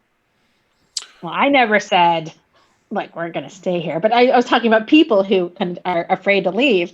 No. Yeah, no. Like, I know that wasn't your position, but Okay, my good. my question is why even have the Mars Society? Why put so much effort into this endeavor? Why is it important what we do here? Well, the Mars Society was even, I mean, it was a movement before this organization and the meeting that James attended. It was started by graduate students at the University of Colorado at Boulder. One of them was Dr. Chris McKay, my supervisor, who I was fortunate enough to go around the world to do, Mars analog research missions with him. And I got to do one with Carol Stoker and him together in Australia. And hopefully I'm going to say this right, in the Pilbara, because I always say Pilbara, I think so. We were looking at the Dawn of Life Trail. I got to swim with 17,000-year-old stromatolites. We looked for 3.5 billion. We were allowed to look at the 3.5 billion-year-old fossilized stromatolites that started, equalizing our atmosphere on this planet. I had some amazing experiences. But Chris McKay, Carol Stoker, Penny Boston. They were the students who started the Mars papers at their university, and then met up with Robert Zubrin, and they were publishing papers, and so I don't know, maybe James, Chris has told me the story. I've read the story in The Case for Mars, but I never always feel like I get it straight. So forgive me. But they were publishing papers, and I think Robert decided to have a conference. Does that sound about right? Yeah, there was a conference called The Case for Mars that was happening in the 1980s. I think there were 6 of them. Mm-hmm. And they were really where all those people that were primarily graduate students. Some of them were working for NASA, some of them working in industry, would get together and talk about sending people to Mars and all the research that would be needed, all the mission designs that would be needed. And that was also called the Mars Underground. All those people, there's a famous documentary called that talks about all this. And so they were having those conferences every 2 years, and the Mars Society's conferences directly grew out of those, and very similar in some senses. Yeah, I heard this really inspirational story. You were there, James, where I guess it was the banquet, and someone stood up and said we should start chapters, and then Robert suggested, "Why don't you guys get into areas, that you live near?" Yeah, at the first conference, basically after the banquet speech that Dr. Zubrin gave, he organized the room into, everyone that's from Alabama, go over there. Everyone from California, go over there. Everyone from Washington State, go over there. And that's where our chapter was founded. It was at that banquet. A lot of the people that I still work with met each other for the first time in that event. And so it was a great way to kind of form all the chapters all at once, and some of them are still going. And we still, we still work with Carol and Chris from time to time. And Penny Boston's now the director of the NASA's Astrobiology Institute. Chris and Carol are both at NASA Ames. Like I said, Chris was my supervisor at NASA Ames. We still work with them. It's really great that Robert took it off from there, from the Mars papers. They were really heavy into publishing all that stuff because they're scientists. And Robert, an engineer, he had published his Case for Mars and Mars Direct, getting humans to Mars, cheaper, because he understood the problem within NASA and the government, and the cost that they were spending was just too much. It's just, again, I can daydream of Robert being the NASA administrator. What would he do today? Or even, I wish it was a long time ago. It's just been, we were supposed to go to Mars Don't worry, 8 I'm years sure after there's we another landed. universe where that happened. I mean, Careful, I want to visit that one someday. Well, that's our job, We'll to call make it Rick happen, and right? Morty and see if they can lend us the portal gun. Yeah, well, that's our job. That's our purpose as the Mars Society. And we keep chugging along, and it's tough, but I think we're doing a lot of action. What I love about our organization is, yeah, sure, we have our conferences, and we think that debate and talking about it and communicating about it is really important. But what I love about our members is they're action takers, they're builders, they're doers, they're engineers. We don't just get together. Done, man. Get stuff Yeah, we done. get it done. You become a Mars Society member, you've got a permanent drill on your, as a tool belt. And that's what inspired me about Mars Society, was how much we did. I mean, the Mars simulations at the Habs were absolutely innovative, but also just being a part of my chapter, which I think I was originally NorCal, and they do the sim suits, and now I'm here in England, and yeah, just amazing people. So the way I look at the Mars Society, it's a place where you can come in and work on a project and learn new skills, like maybe learn skills that are going to help you in your career outside of volunteering at the Mars Society. And you'll also learn you'll also meet a lot of great people, meet people you never met before that are also interested in the things you're interested in. And you'll get to go to our conference if you are able to do that, which we have in a different city every year. That's always fun. We always get to go to events, have a couple events outside of the conference as well. One year we had a tour of JPL. Mm-hmm. I'm really hoping that soon we're going to have a tour of SpaceX. I'm trying to work on that. Sign me up. So yeah, basically it's a great place to come and learn new skills and meet new people in addition to helping people get to Mars. Yeah, I think it's a group of like-minded people about sending humans to Mars. Absolutely. It's a mastermind. All right. Okay, so moving on, we're going to talk a little bit about Mars Society's announcements and news. So first piece of news, over 100 entries were provided in the Mars Society's Mars Colony Prize, where entrants designed the best plan for a Mars colony of 1,000 people. There will be a prize of $10,000 for first place, $5,000 for second, and $2,500 for third. In addition, the best 20 papers will be published in a book, Mars Colonies, Plans for Settling the Red Planet. Pretty cool, huh? Very exciting. When we were talking about this contest a couple months ago, Dr. Zubrin predicted we would get 30 submissions, and we got over 100. So it's really amazing. It's not is that often that guy can be shown that he was wrong. So not very often. We'll take it on this case. What do you think, Lucinda?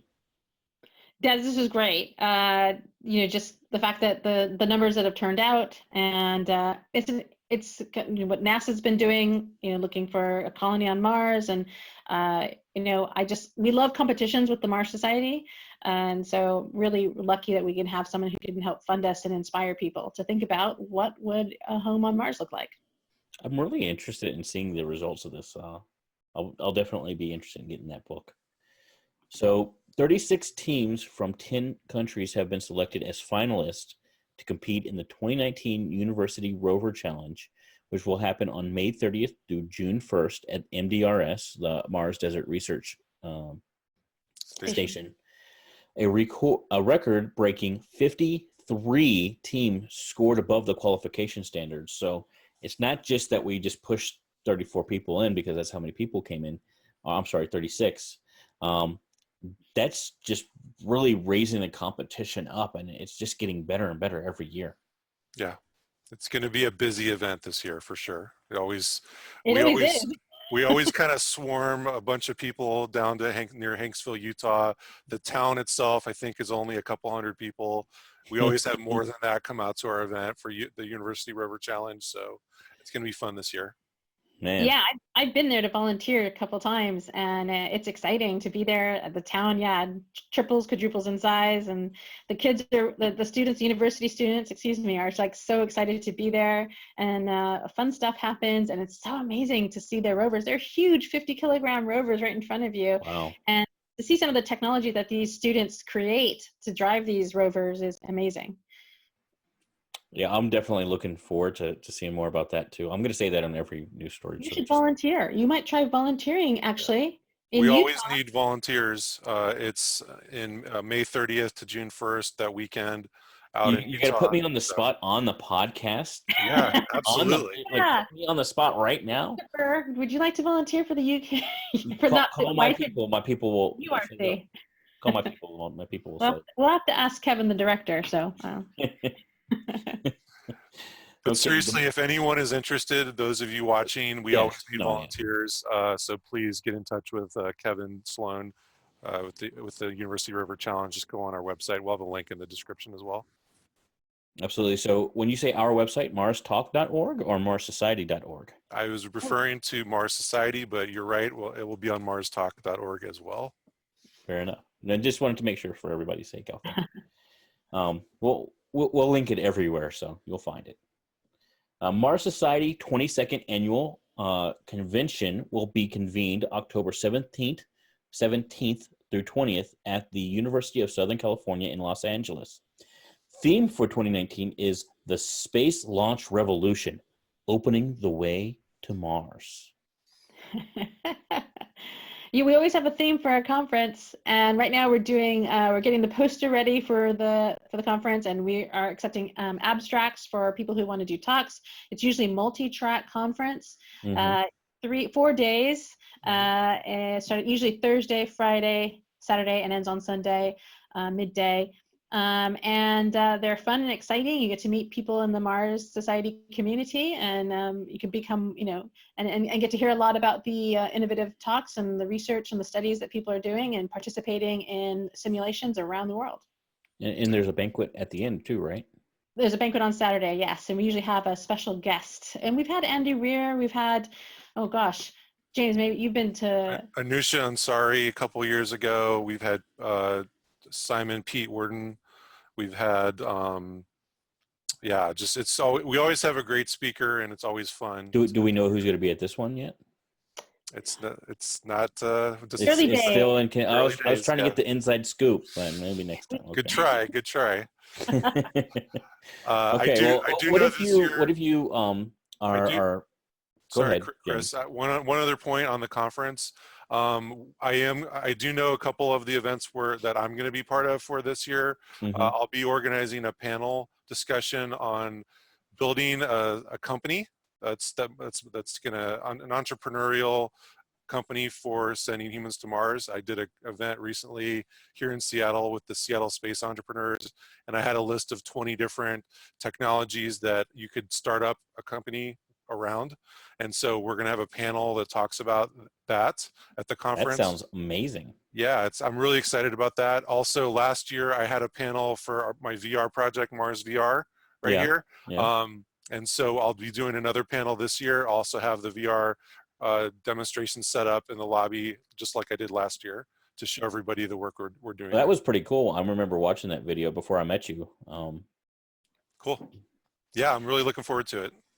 Okay. And one thing that we're hoping to do differently this year is working with Dr. Shannon Rupert, the director of MDRS. We want to have a separate research symposium. We're titling it Mars Analog Research Symposium, to bring in the directors of other HABs around the world and come and talk about the simulations that they're doing and the research that's being conducted, because there's so many now.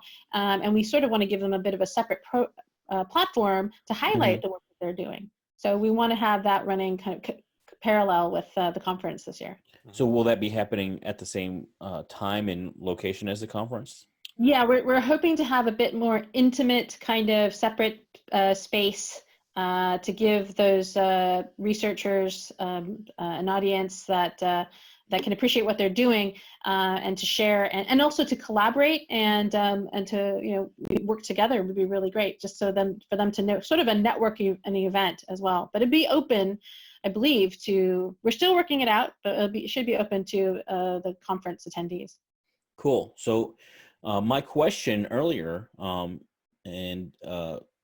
remember what it is now. So what if you are a poor college student, you don't have much money, and you want to attend? Is there a way for you to get in? Yeah, we do volunteers, and I'm not sure how many hours, James, you might know, but if you work a minimum amount of hours, you get to attend the conference for free. Well, we won't pay for your travel or for your accommodation, right. but you'll get a free ticket. So, James, do you know the minimum amount of hours? I don't, but Carrie Fay is going to organize that this year, so you can reach out to her if you're interested in volunteering. We also do have a student rate for the conference. That's a little cheaper than the regular rate too, so that's an option as well. So be looking out for that, guys, and definitely if you can go and attend, it's going to be amazing.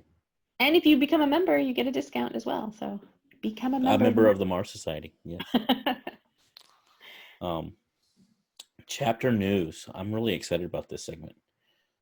Lucinda, I don't think you're going to be too excited about it. You're going to be pretty calm. Be cool. All right. China kicked off just kicked off in Beijing and Shanghai at the end of last month. Dr. Zuberin, our fearless leader, did attend, and that went off pretty well, I would think. Yeah, that was amazing. They're doing incredible stuff in China. Really fortunate. We've had people in China before, and we have an Asian coordinator who's kind of helping us with connection and translation and those sort of issues. But the person who's out there in China, she's amazing. She did these 2 openings and is now doing a conference, a Mars conference in China. And she organized Dr. Zubrin going out there and speaking. And so if you do have a chapter inaugural event that you want Dr. Zubrin to attend, he'll do his best to be there. But most of the time, they have him via Skype and talk in and speak online. So, but at some rare times, he has the opportunity to go there directly, like he did in China. I mean, it's just amazing, and what a great opportunity for them and for him to see what's going on there. Yeah, and moving to the next story, we have Mars Society UK, which you've never heard of, right? You're living there in London. So they had their inaugural relaunch on January 25th, which is Opportunity's 15th year anniversary, we might add. How did that go? Oh, that was amazing. Oxford University worked with us. We worked with the Aeronautical Society of Oxford, and we were at Worcester College, which was so beautiful. And we got this very modern space called the Sultan Nasrin Shah Center. We have video of it, and we just haven't posted it yet. We've been really busy. We've had British Science Week last month. And most of I'll talk about them a little bit later, but most of the core members of MSUK are from Reaction Engines, and they've been a little busy with a test. They're going to have an engine test. I think they were in BBC News a couple weeks ago about an engine test happening in the United States. So you guys are talking about not parabolic flights, but transportation, quicker, faster transportation. Suborbital, thank you. And that, I think they were going to test an engine on a plane that could do something like that. Well, that sounds really interesting. They're a good team. Well, we will be looking forward to that and definitely bring that news here on the podcast when it comes. So, London chapter organized a successful hackathon to support the Mars Colony Prize contest at the historic British Interplanetary Society. Yeah, that was amazing. I dialed in for that. I was the closing keynote speaker, and Dr. Zubrin also was featured as a speaker at that hackathon. That was organized by the London chapter, and they really did a great job bringing together several teams to submit entries for the Mars Colony Prize. So if you've never heard of a hackathon before, it's kind of an interesting type of event where a lot of folks come and meet in a cool space like the British Interplanetary Society. They stay up all night. It usually starts Saturday morning and goes until Sunday afternoon. Stay up all night working on energy drinks, all that stuff. Yeah, energy drinks, pizza, all that good stuff that young people consume and those things. But basically they would work on a specific problem, come up with solutions for the problem, and then demonstrate those to each other at the end of the events. And so it was a really great event. Several teams submitted designs to the Mars Colony Prize directly as a result of that event. That's awesome. Did they do that? Did they work all night on this at the BIS? Yes. Did they get to spend the night at the BIS? Mm-hmm. Oh. So recently launched, we recently had Chile launch a chapter, and they've also recently set up their new website. So make sure to go check that out if you are in the area. We also have had new chapters in Argentina, Brazil, Colombia, and potentially coming in Uruguay. So we got a lot going on this side of the planet, but on the south side. I do have to drop now, guys. I'm sorry. Okay, James, thank you so much for joining, and we will see you in the next podcast. Okay, sounds good. Thanks a lot. Bye. We are recording. Pump you up, yeah.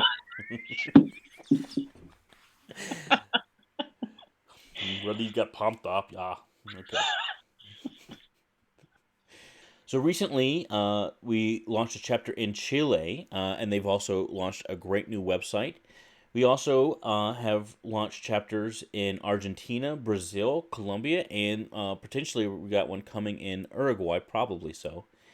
And there's also LATAM, which is short for Latin America, and it is forming a regional chapter for Latin American countries that include Mexico, Colombia, Peru, and soon Argentina, which is really exciting.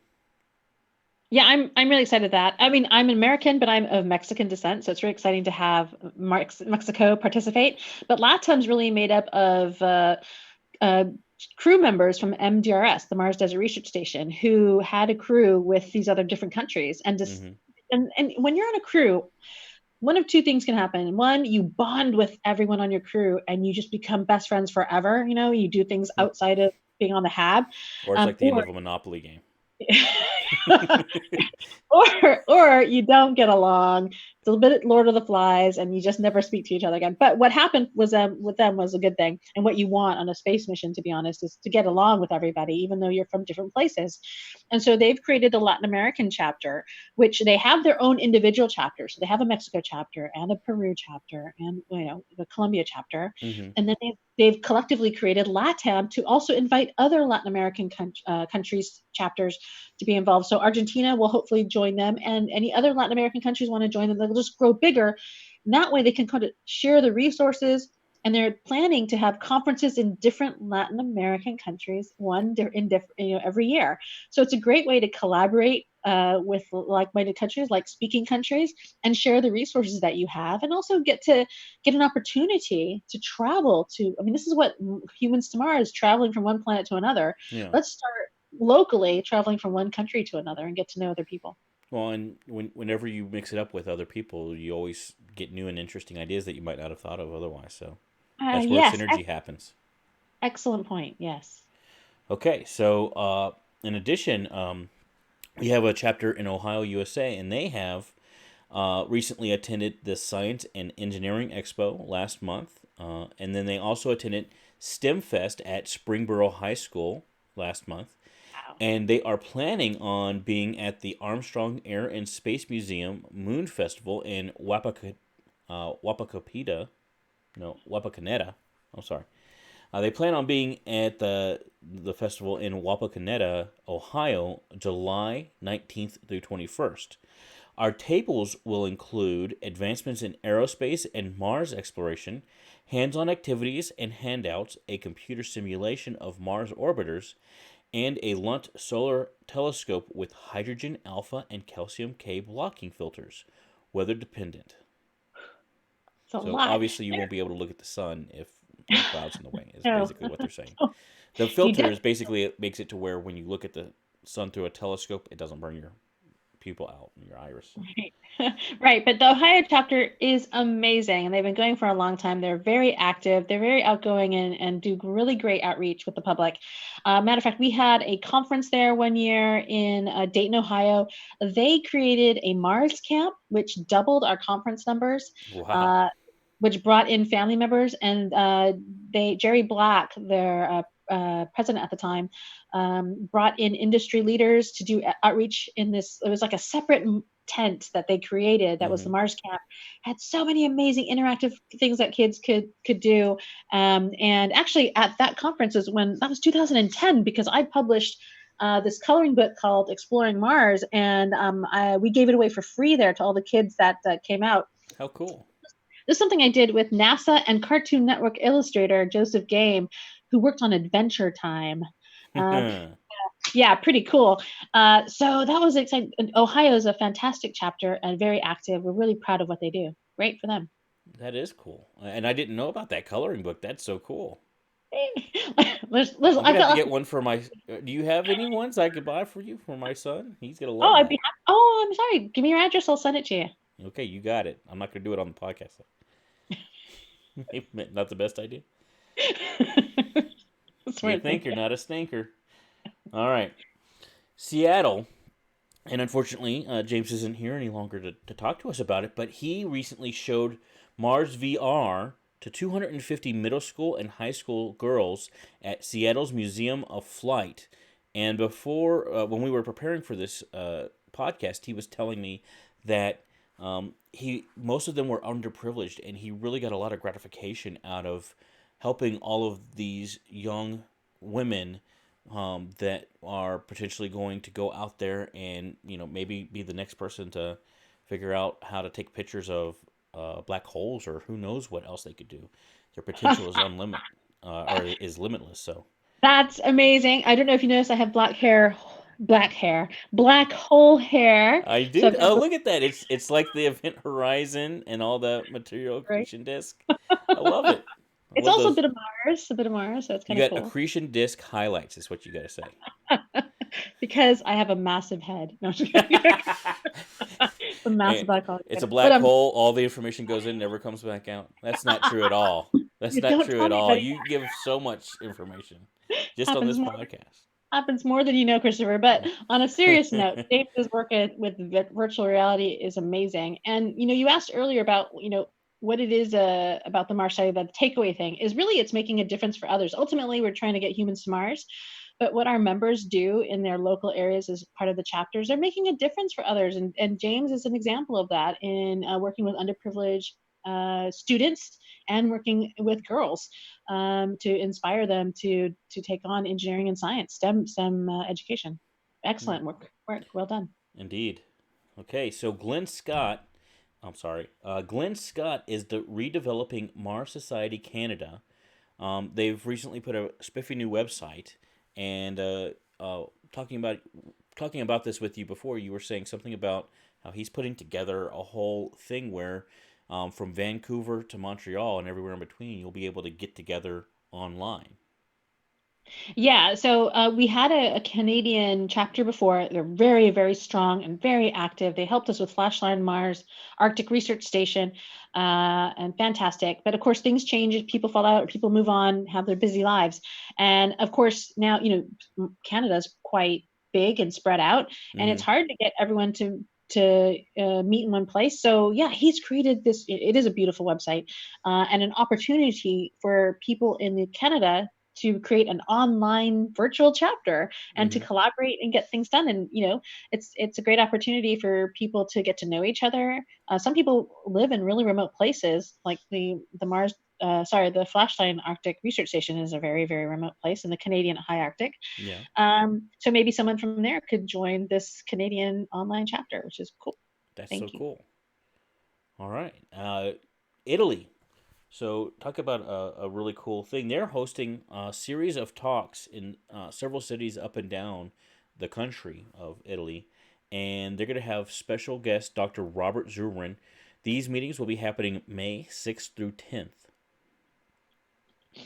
Yeah, Italy is a really active chapter as well. Antonio, who's the chapter head there, he's also organized conferences for the European Mars conferences that happen annually in different countries around Europe. Mm-hmm. And he's also a business innovator with space, and also does VR in Italy. So him and Much like James. James. Yes, so they have something in common. I never thought about that before, so should get them in contact with each other, and they can collaborate and share, and we can learn more about Italy and so forth and so on and so forth. Get Excellent. that synergy flowing. Get that mix. All right, SoCal, USA. So that SoCal, short for Southern California, and we will be hosting an event featuring Dr. Robert Zubrin in Pasadena, California, on April 19th. Be there or be square. That's the great thing about chapters is they're creating opportunities for Dr. Zubrin to visit and go around. And he was going to be in the area anyway. Mm-hmm. And we just said, hey, SoCal, do you want to host Dr. Zubrin for a talk? And they said, yeah. And so it allows them to be a part of our cause and get to meet Dr. Zubrin in person. And so it's great. Thank you to SoCal for putting this on. That's Good awesome. job. Yeah. Okay, Australia. I'm sorry, the Austrian Space Forum. We do have a whole thing in Australia, but the Austrian Space Forum has an open call to European and Israeli students ages 15 to 25 years old to participate in the next Simulate Mars mission in Israel next year. That's hashtag Simulate Mars. And what a great opportunity for young folks in that area. Yeah, Austria is very active. They were the Mars Society Austria. Now they're this Austrian Forum, which is really cool. They managed. They're also very business oriented in Europe. Mm-hmm. this whole space innovation. It helps people grow in countries, where there might not have been opportunities for them. And these people are fantastic at creating opportunities for themselves by doing this. And Austria has done an excellent job with education and outreach. They're very top notch, high level concepts that they're getting out to the public. And the activities that they're promoting. I think they're having an event this month, if not next, very soon, on Mars simulations or Mars analogs in Austria. They were also part of the Oman simulations, and it's so exciting that now they've got this collaboration with Israel to have a hab out there. So this is just why I'm just so inspired and amazed by all our chapters around the world and all the work that they do. So amazing. Awesome. All right, now Lucinda, on to our final and not so unimportant event. So we are going to talk a little bit about Mars Society UK. You recently have been highly involved with this affiliate and some chapters there. Why don't you? We're going to do a highlight of this chapter. Every episode, we'll try and do a highlight of a different chapter to just get the word about what our chapters are doing, what they're planning on doing, maybe learn a little bit about how they're interacting with government and that kind of thing, because as you go around the world, different chapters have different attributes, and you can do a lot of different things with chapters. So why don't you tell us a little bit more about UK?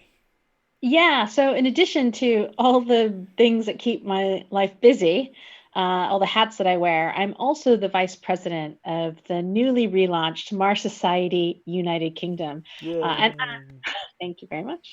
And I'm actually wearing our T-shirt. I hope you can see it says MS says Mars Society UK. And we also go by MS UK. This is our cool new logo. And Yeah. even though we have the Mars Society logo, we allow chapters to create their own logo just to, kind of put their own stamp on it. Yeah.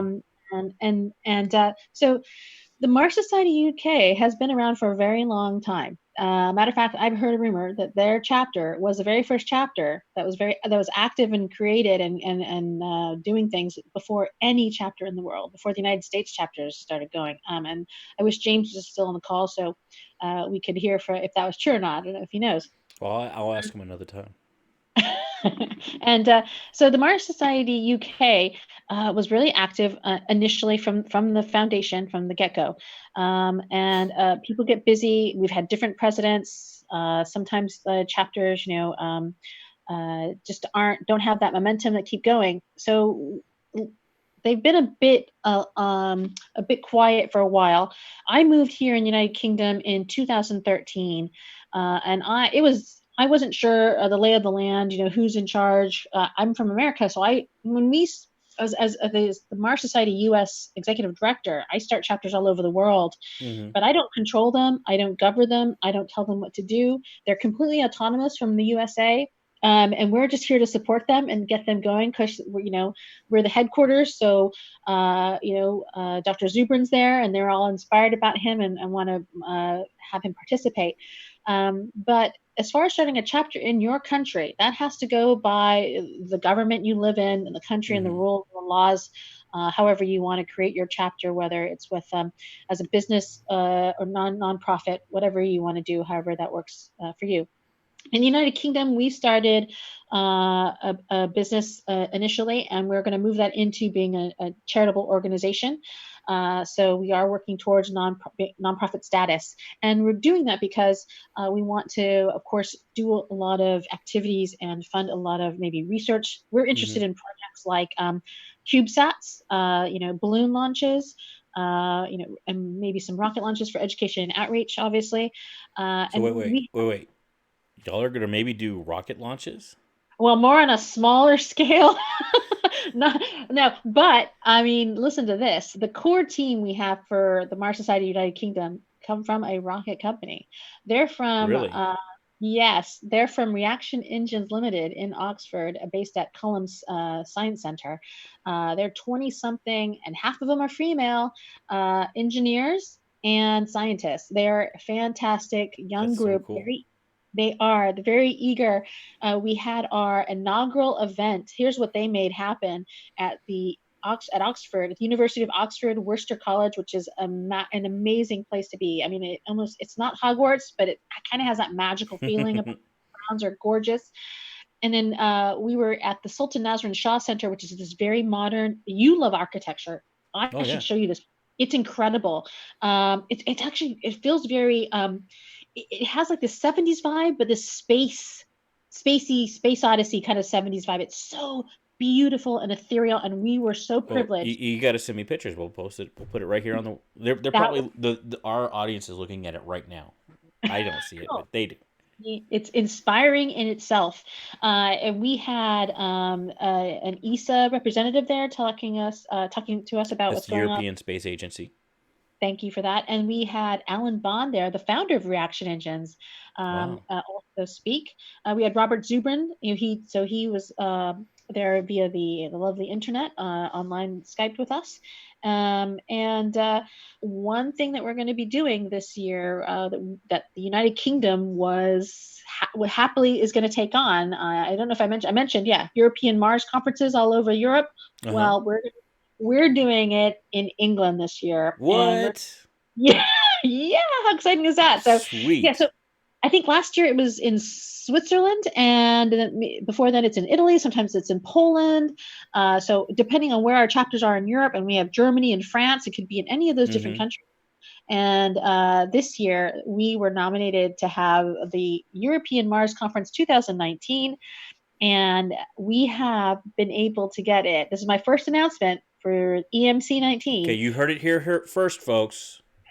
It's going to be at the Institute of Physics, November 4th through the 6th, later this year, which is located in London, King's Cross. Very easy to get to from Europe via tube, flying into any of the 4 London airports from anywhere in the world, and come and attend this. It's going to be an amazing European Mars conference. We have some really great speakers already initially lined up. And you mentioned MOXIE earlier. We've talked with that's to remind everybody, that's the experiment that's going on Mars 2020 rover that's going to turn the Martian carbon dioxide air into breathable oxygen. So that's Michael Hecht from MIT. Uh-huh. And we invited him to our inaugural event, and he loves England and Oxford. He wasn't able to make it, but he told us, I want to be there for your European Mars conference. Oh, so snap. Cross your fingers that he can make it. So he's a huge fan of England and the UK. Thank you for that. And so we hope to welcome him to be one of our guest speakers at the Institute of Physics at our European Mars conference. So high hopes. I mean, really, honestly, don't need high hopes. They're going to be fantastic.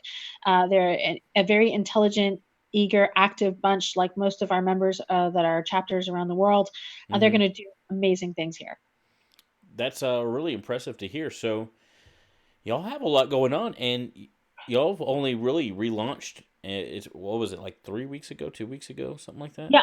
Yeah, we had our relaunch at Oxford University January 25th to celebrate, OPI's 15th year anniversary. It's given us amazing imagery and data about Mars, and it's unfortunate that soon after that, OPI was retired. Yeah. But it happens.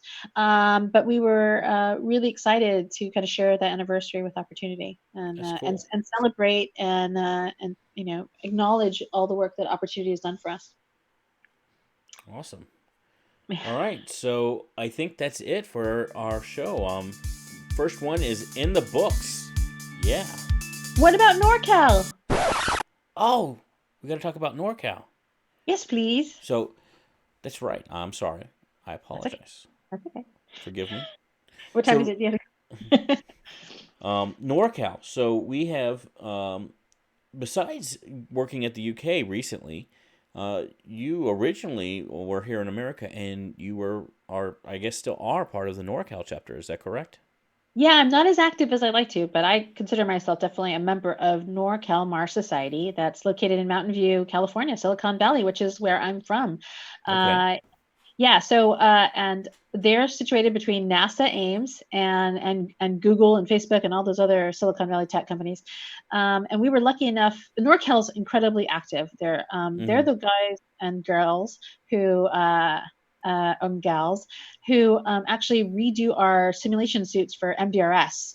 And they are Yeah, and they're not close to MDRS, but they take time out of their their day job to drive to Utah, pick up the suits and bring them back, repair them and take them back. They also do retrofits, and what that means is at the end of the MDRS season, they go to the Mars Desert Research Station and reset it, clean it up, fix stuff, get it ready Wow. to be put away, kind of just closed down for the winter, and then we reopen again in the spring.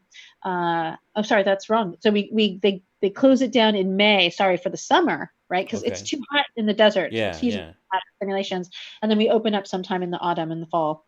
So they do all this work. It's pretty amazing. We have a Utah chapter as well, who are also assisting in refitting or getting maintaining the Mars Desert Research Station. But NorCal is fantastic. They've also got engineers from NASA, Mm-hmm. and I talked about Google being there. Google's given us $25,000 to do a rover. We built 3 rovers with this funding from Google. Wow. Yeah, 3 of them. The NorCal keeps one in Mountain View, and they do education outreach to local schools with it. Okay. And So they bring it out to like local schools and talk to kids. yep, it's yes, it's fantastic, and it's remote. It's based on remote science, right? Because Mm-hmm. these are rovers that we have, real rovers that are on Mars. So they allow kids to remotely drive a rover. They can't see it, and there's a camera on board, so they are only driving it via what they see on the rover That's itself, so cool. just like JPL scientists and science teams do for the rovers on Mars. So that's kind of the work that they're doing.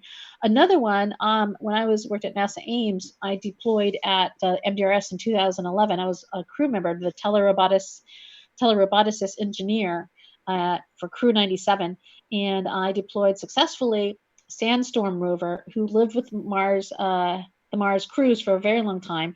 They're at the Sandstorm MDRS. there at MDRS, and Sandstorm's been switched out with another one. I'm not sure the name of it. And then there was a third one that we actually I can't say this part, but Oh, we well, I almost, we'll do almost. it in the outtakes. But I will say we managed to get it to France, and then in France we had to rebuild it, so we had to take it apart to transport it to France, Mm-hmm. um, and then we had to Because how big are these things? These rovers? So the rovers that do the University Rover Challenge are huge 50-kilogram rovers, but this rover was much smaller. Oh, okay. I don't know. They're not very big. I'm not sure. Like a hat box size. Okay. Who has hat boxes anymore? How old am I? But anyway, this big, square. Okay, so we managed to take it apart. They're not big 50, much smaller than that. And we rebuilt it. We sent it to the International Space University there in Strasbourg, France, Mm-hmm. which was fun. I did that with a NASA team, and we were on our way to Abu Dhabi or something for a spaceward bound, and we just stopped in France and dropped off a rover, as you do. It's every day. I did that last week. Yeah, so that kind of stemmed from one chapter in Northern California, and I think that is inspiring, and I want to Absolutely. get out. Yeah, I want to get out to anyone who wants to start a chapter. We have the most amazing chapters. That's the one thing I love about the Mars Society is we are action oriented. We want to do things.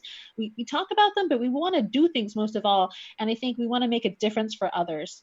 I think, and we want to make a difference for humanity. I think ultimately that's the whole purpose of getting humans to Mars is making a difference Absolutely. for humanity. How amazing is that? And you don't have to go to Mars. You can create a chapter in your own community and make a difference locally.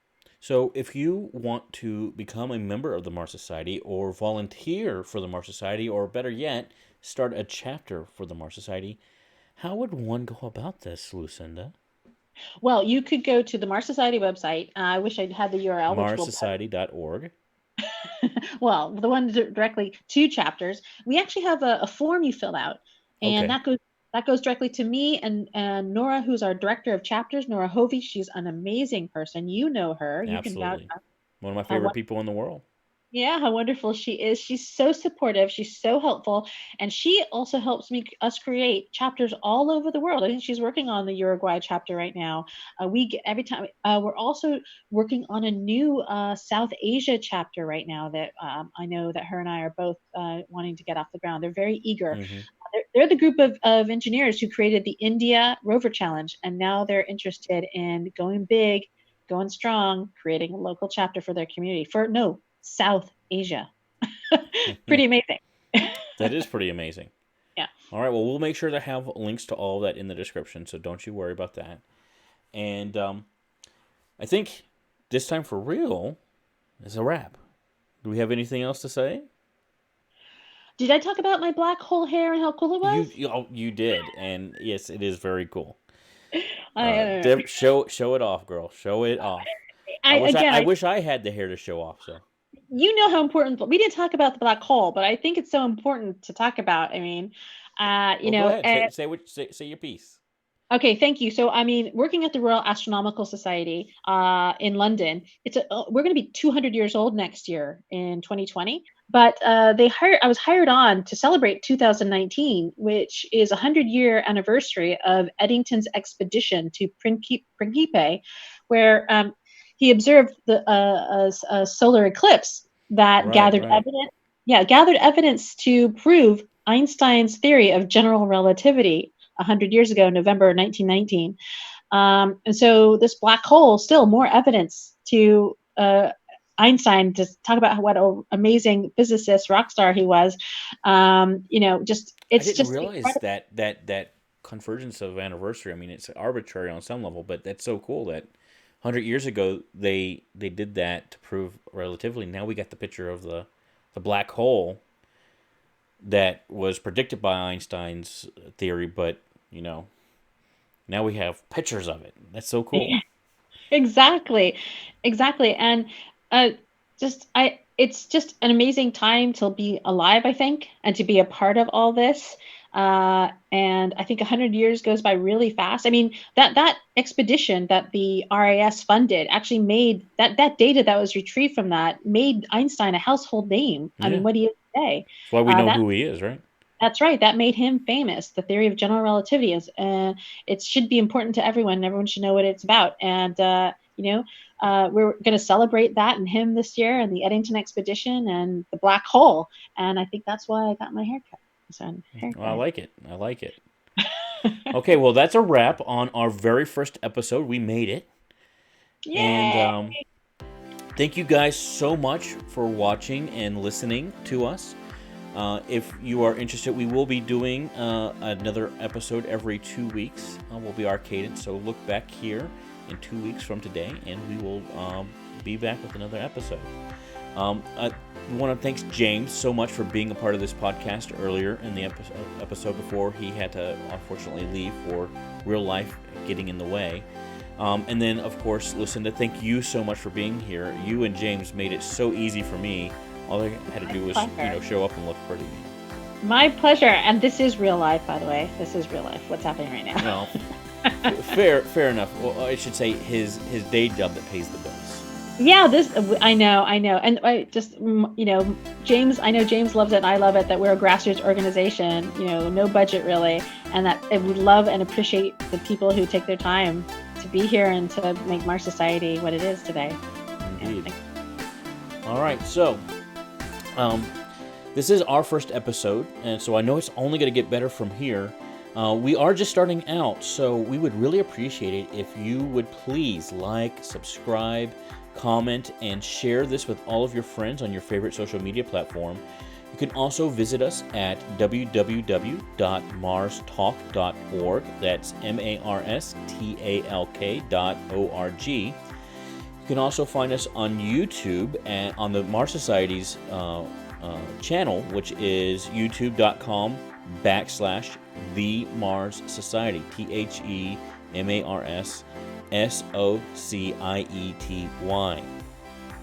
You can find us on Twitter, Facebook, and Instagram, all with the moniker at TMS Mars Talk. That's TMS MarsTalk.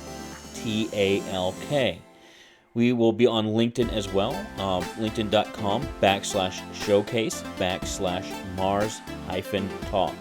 We will have links to all of this on our website if you want to go there as well. And we will also on our website have a link to our Discord server so you can join the chat room and talk about all the cool things that we've talked about today. as well as letting us know, if you remember earlier, what it is that got you interested in science and space in the first place. What really was that first moment that inspired you? And we'll maybe have a little segment where we go through some of the most interesting ones. All right, on to the credits now. Thank you. You have been listening to Mars Talk, presented by the Mars Society. Producers for this podcast include the lovely Lucinda Offer. We also have Nora Hovey as a producer, one of my favorite people in the world. James Burk, who was on the podcast earlier, and myself, Christopher Tarantola. Yeah. Participants in this episode were Lucinda Offer, James Burk, and myself, Christopher Tarantola. Thank you guys so much for watching once again, and we will see you in 2 weeks.